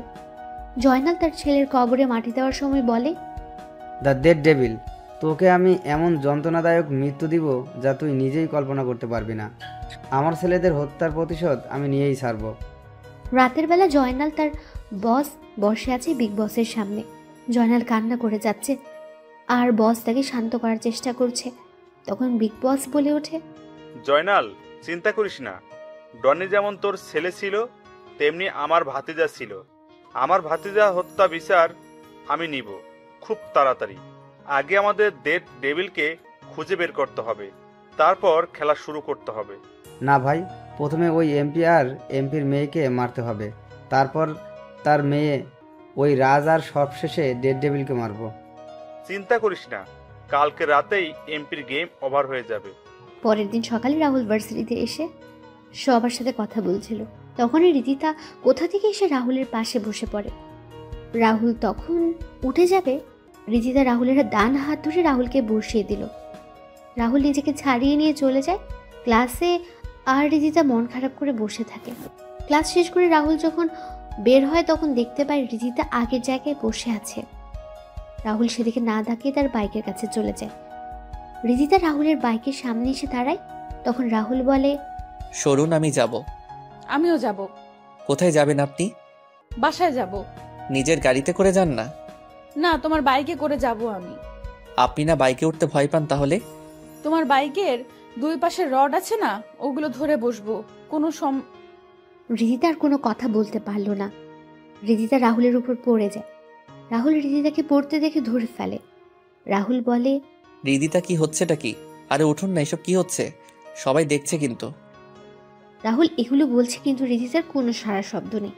রাহুল যখন রিদিতা পিঠে হাত দিয়ে ধাক্কা দেবে তখন রাহুল রিদিতার পিঠে ভেজা কিছু অনুভব করতে পারে। রাহুল তার হাত সামনে আনতে দেখতে পায় রিদিতার পিঠে রক্ত। রাহুল তাড়াতাড়ি করে রিদিতার পিঠের দিকে তাকিয়ে দেখতে পায় দুটা গুলির চিহ্ন। রাহুল চারপাশে তাকিয়ে কাউকে দেখতে পায় না। শাকিল, আরিফ, অর্পার, মিথিলা সহ সবাই রাহুলের কাছে চলে আসে। সবাই ধরাধরি করে ভার্সিটি একটা গাড়ি করে রিদিতাকে নিয়ে যায়। হাসপাতালে নিয়ে যাওয়া হলে ডাক্তার রিদিতাকে পরীক্ষা করে তাড়াতাড়ি করে অপারেশন থিয়েটারে নিয়ে যায়। রাহুল কল দিয়ে শরীফ খানকে জানিয়ে দিল। সবাই অপেক্ষা করছে অপারেশন থিয়েটারের বাইরে। আর এদিকে জয়নাল, বস আর বিগ বস বলছে, এবার ওই রাহুল রাজকে ফাঁসিয়ে দিয়ে এমপিকে মেরে দিব, তারপর ডেড ডেভিলের পালা। এরপর এই বাংলাদেশে আমার রাজত্ব আর আমার ব্যবসায় ছড়িয়ে পড়বে। বস, কি প্ল্যানটাই না করলেন! এক ঢিলে দুই পাখি শিকার। এখন ডেড ডেভিলকে মেরে আমার ছেলের হত্যার প্রতিশোধ নেওয়া বাকি। এইদিকে রাহুল বসে আছে অপারেশন থিয়েটারের বাইরে। শরীফ খান কান্না করে যাচ্ছে। অর্পা, মিথিলা, ডলি, আরিফ, শাকিল সবাই দাঁড়িয়ে আছে। তখনই রাহুলের ফোন বেজে ওঠে। রাহুল ফোন রিসিভ করে বলে ওঠে, হ্যাঁ সীমান্ত, বল। ভাইয়া, যে শরীফ ভাইয়ের মেয়েকে গুলি করেছিল তাকে পেয়ে গেছি, এখন কি করব? তুই ওই কুত্তার বাচ্চাকে আমার সেলে নিয়ে যা, আমি আসছি। রাহুল কথাটা বলে ফোন রেখে সবার উদ্দেশ্যে বলে ওঠে, তোরা সবাই এখানে থাক, আমি আমার একটা কাজ শেষ করে আসছি। আর আঙ্কেল, আপনি চিন্তা করবেন না, ধৈর্য ধরুন। রাহুল বেরিয়ে পড়ে তার টর্চার সেলের উদ্দেশ্যে। রাহুল সেখানে পৌঁছে দেখতে পায় একটা ছেলেকে বেঁধে রাখা হয়েছে। রাহুল কোনো কথা ছেড়ে ছেলেটাকে গিয়ে মারতে থাকে। মারতে মারতে ছেলেটার অবস্থা খারাপ করে দিল রাহুল। রাহুল চেয়ার টেনে ছেলেটার সামনে বসে বলে, বল, তোকে কে এই কাজ করতে বলেছে? ছেলেটা কোনো কথা বলছে না, শুধু হেসেই যাচ্ছে। এটা দেখে রাহুলের রাগের পরিমাণ আরও বেড়ে যায়। রাহুল যখন ছেলেটাকে মারতে যাবে তখন রাহুলের ফোন বেজে ওঠে। ছেলেটা বলে, নে তাড়াতাড়ি করে ফোন রিসিভ কর, তোর জন্য সুখবর আছে। তাড়াতাড়ি রিসিভ কর, না হলে যে ফোন করেছে সেও মারা যাবে। রাহুল ফোন বের করে দেখতে পায় আরিফের কল। রাহুল রিসিভ করতে আরিফ কান্না মিশ্রিত কণ্ঠে বলে ওঠে, বন্ধু, আমাদের তুই বাঁচা বন্ধু, ওরা আমাদের মেরে ফেলবে, হাসপাতালের সবাইকে। আর কি আরিফ, কি হয়েছে বল আমাকে। বন্ধু, রিদিতার বাবাকে ওরা মেরে ফেলেছে। আমরা অপারেশন থিয়েটারে লুকিয়ে আছি, ওরা দরজা ভাঙার চেষ্টা করছে। তুই তাড়াতাড়ি চলে আয়। রিদিতার অপারেশন মাঝপথেই থেমে গেছে, ওরা পাওয়ার সাপ্লাই অফ করে দিয়েছে। বন্ধু, সবাই ভয় পেয়ে আছে অনেক, তুই তাড়াতাড়ি চলে আয়। তোরা টেনশন করিস না, আমি আসছি। তোদের কিছু হবে না আমি থাকতে। রাহুল ফোন রেখে যেই বের হতে যাবে তখনই ছেলেটা হাসতে হাসতে বলে, সব কটা মারা পড়বি, এখন কেউ আর জীবিত পাবি না তুই।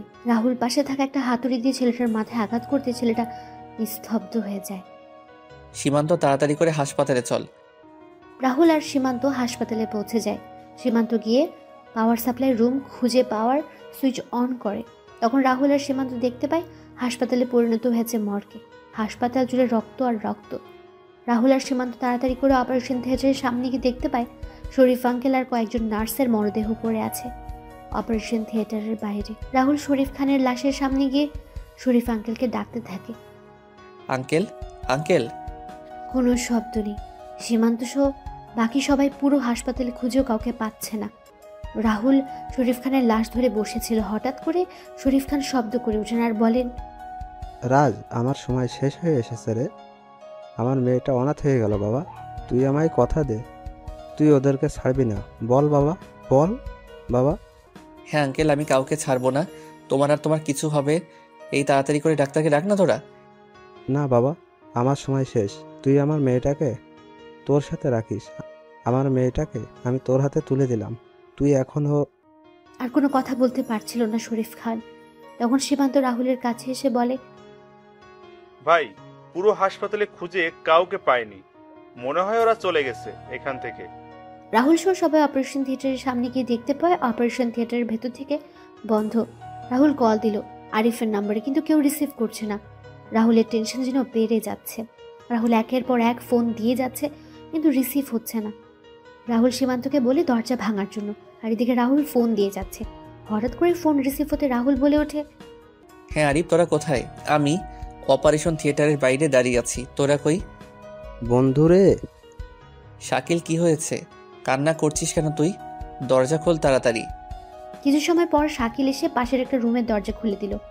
রাহুল সীমান্ত ভেতরে ঢুকে দেখতে পায় সবাই একটা লাশকে ঘিরে রেখেছে আর কান্না করছে। রাহুল ধীর পায়ে এগিয়ে যায় সামনের দিকে। রাহুল সামনে গিয়ে লাশের দিকে তাকাতে থমকে যায়।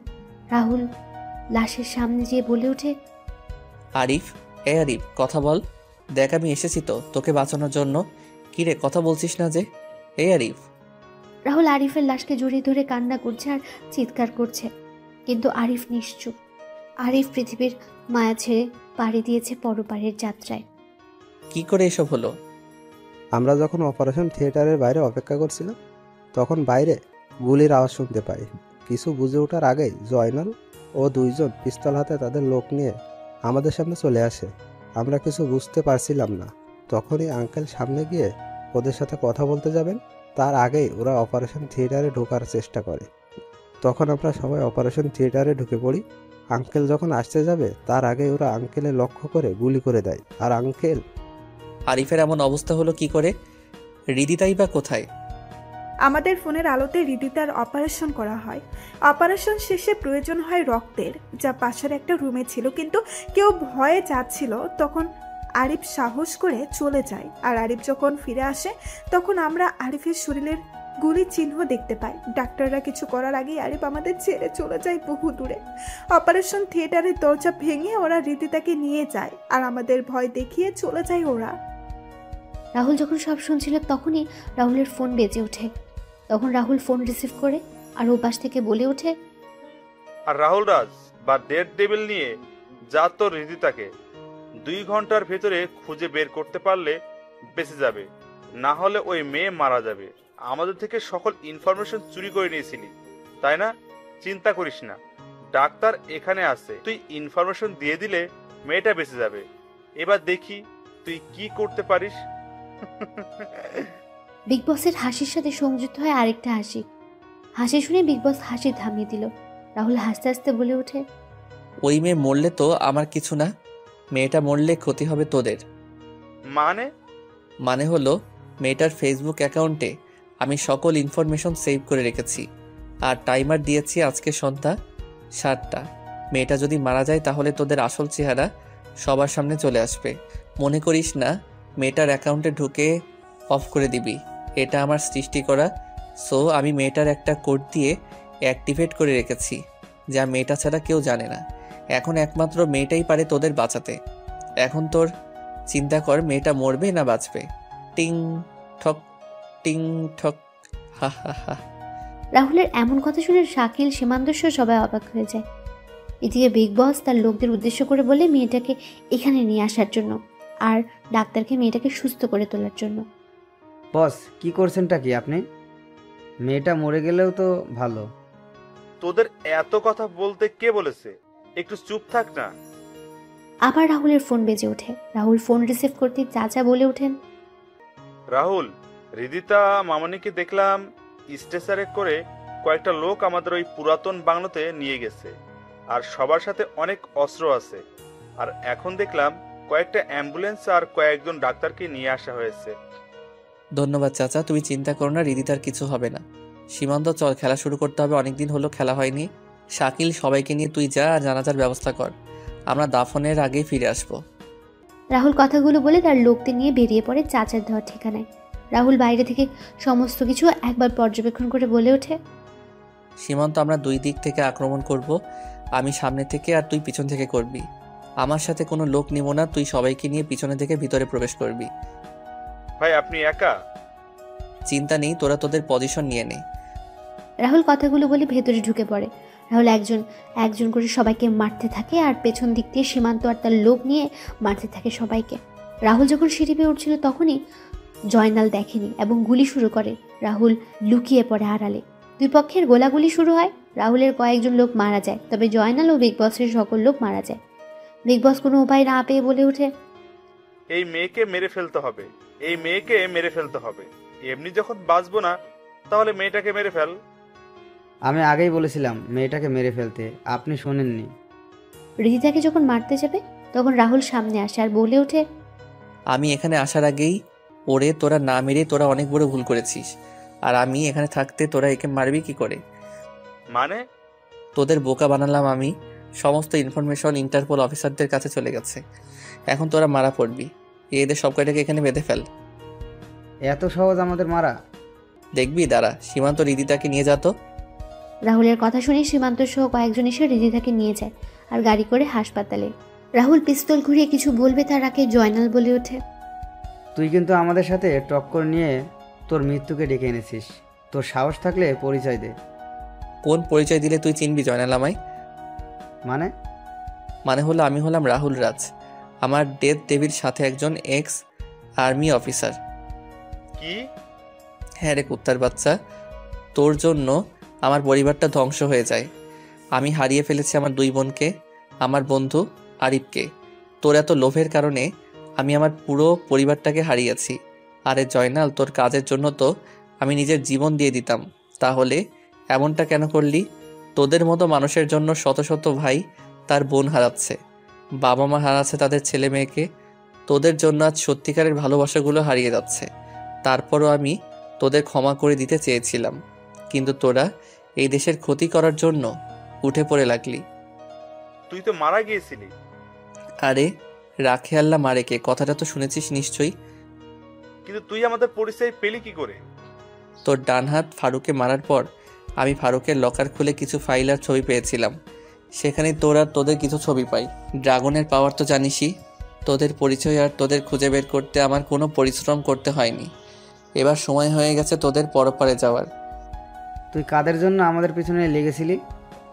4 বছর আগে সিনিয়র ইন্সপেক্টর সুমনার কথা মনে আছে, যাকে তোরা জোর করে ড্রাগস খাইয়ে পাগল করে দিয়েছিলি? আমার আপুটা ড্রাগসের নেশায় এতটা আসক্ত হয়ে পড়ে একসময় ড্রাগস না পেয়ে আত্মহত্যা করে। আমার মা বাবার পর ওই আপুটাই আমায় বড় করে মানুষের মতো মানুষ তৈরি করে এবং একজন আর্মি অফিসার তৈরি করে। তোদের ব্যাপারে সব জানার পর আমি আমার সিনিয়র অফিসারদের সব জানাই এবং তারা আমার সাথে সহমত পোষণ করে। আমার ছোট বোন সীমা যখন জানতে পারলো তোদের পরিচয়, তখন তোরা সীমাকে তুলে নিয়ে ধর্ষণ করে ব্ল্যাকমেইল করতি আর নিজেদের শারীরিক চাহিদা মেটাতি। সবশেষে আমার বোনটাকে তোরা মেরে সেটা আত্মহত্যা দেখিয়ে দিলি। এবার সব কিছুর হিসাব মেটাবো আমি। রাহুল একটা চাকু নিয়ে তিনজনের বুকে আঘাত করতে লাগলো। সবার বুক ক্ষতবিক্ষত করে দিয়ে লিখে, the death devil. Boss, Joynal আর বিগ বস চিৎকার করছে, কিন্তু রাহুল কোনো কথায় কর্ণপাত না করে বেরিয়ে যায়। রাহুলরা বাড়ি থেকে বেরিয়ে নিজ হাতে রাহুল বমটা ব্লাস্ট করে দেয়। মুহূর্তে বাড়িটা আগুন ধরে যায়। ব্লাস্ট হওয়ার সাথে সাথে বাড়িটাও ভেঙে পড়ে। তারপর রাহুল 2 ফোঁটা চোখের জল ফেলে, আকাশের দিকে তাকিয়ে বলে, আপু, তোদের হত্যার বিচার আমি নিয়েছি। আরিফ বন্ধু, আমি তোর হত্যাকারীদের শেষ করে দিয়েছি। তোরা ভালো থাকিস, সবাই ওপারে। রাহুল চলে যায়। আরিফ শরীফ খানের জানাজা শেষ করে চলে যায় হাসপাতালে। হাসপাতালে গিয়ে জানতে পারে সকালে রিদিতার জ্ঞান ফিরবে। সীমান্ত সহ বাকি সবাইকে পাঠিয়ে দিয়ে রাহুল হাসপাতালে থেকে যায়। রাহুলের চোখটা লেগে আসছিল, তখনই নার্স এসে বলে দেয় রিদিতার জ্ঞান ফিরেছে। রাহুল গিয়ে রিদিতার সাথে দেখা করে। রিদিতা সুস্থ হতে 1 মাস লেগে যায়। রিদিতা তার বাবার এমন মৃত্যুর কথা শুনে কান্নায় ভেঙে পড়ে। রিদিতা এখন রাহুলদের সাথে রাহুলের মামা মামির। রাহুল রিদিতাকে বিয়ে করতে রাজি হয়। আজ 32 ডিসেম্বর, রাহুল আর রিদিতার বিয়ে। এদিকে কাজী বলছে, বাবা এবার তুমি বলো। কি বলবো? কবুল কবুল। হ্যাঁ বলছি, আবুল আবুল। আমি ওর কথা শুনে একটু রাগ দেখিয়ে বললাম, কি বলছিস তুই? এদিকে সবাই হাসছে। রিদিতা তখন বলে, তুই কবুল বলবি না আমি? ওইটা করে নেব সবার সামনে। বলছি কবুল কবুল কবুল। কাজী সাহেব আর বলা লাগে কি? না বাবা, হয়ে গেছে। দোয়া করা শেষ হলে রিদিতা রাহুলের কানে কানে বলে, আজকে রুমে আয়, আমি ছুরি আর লাঠি নিয়ে অপেক্ষা করব।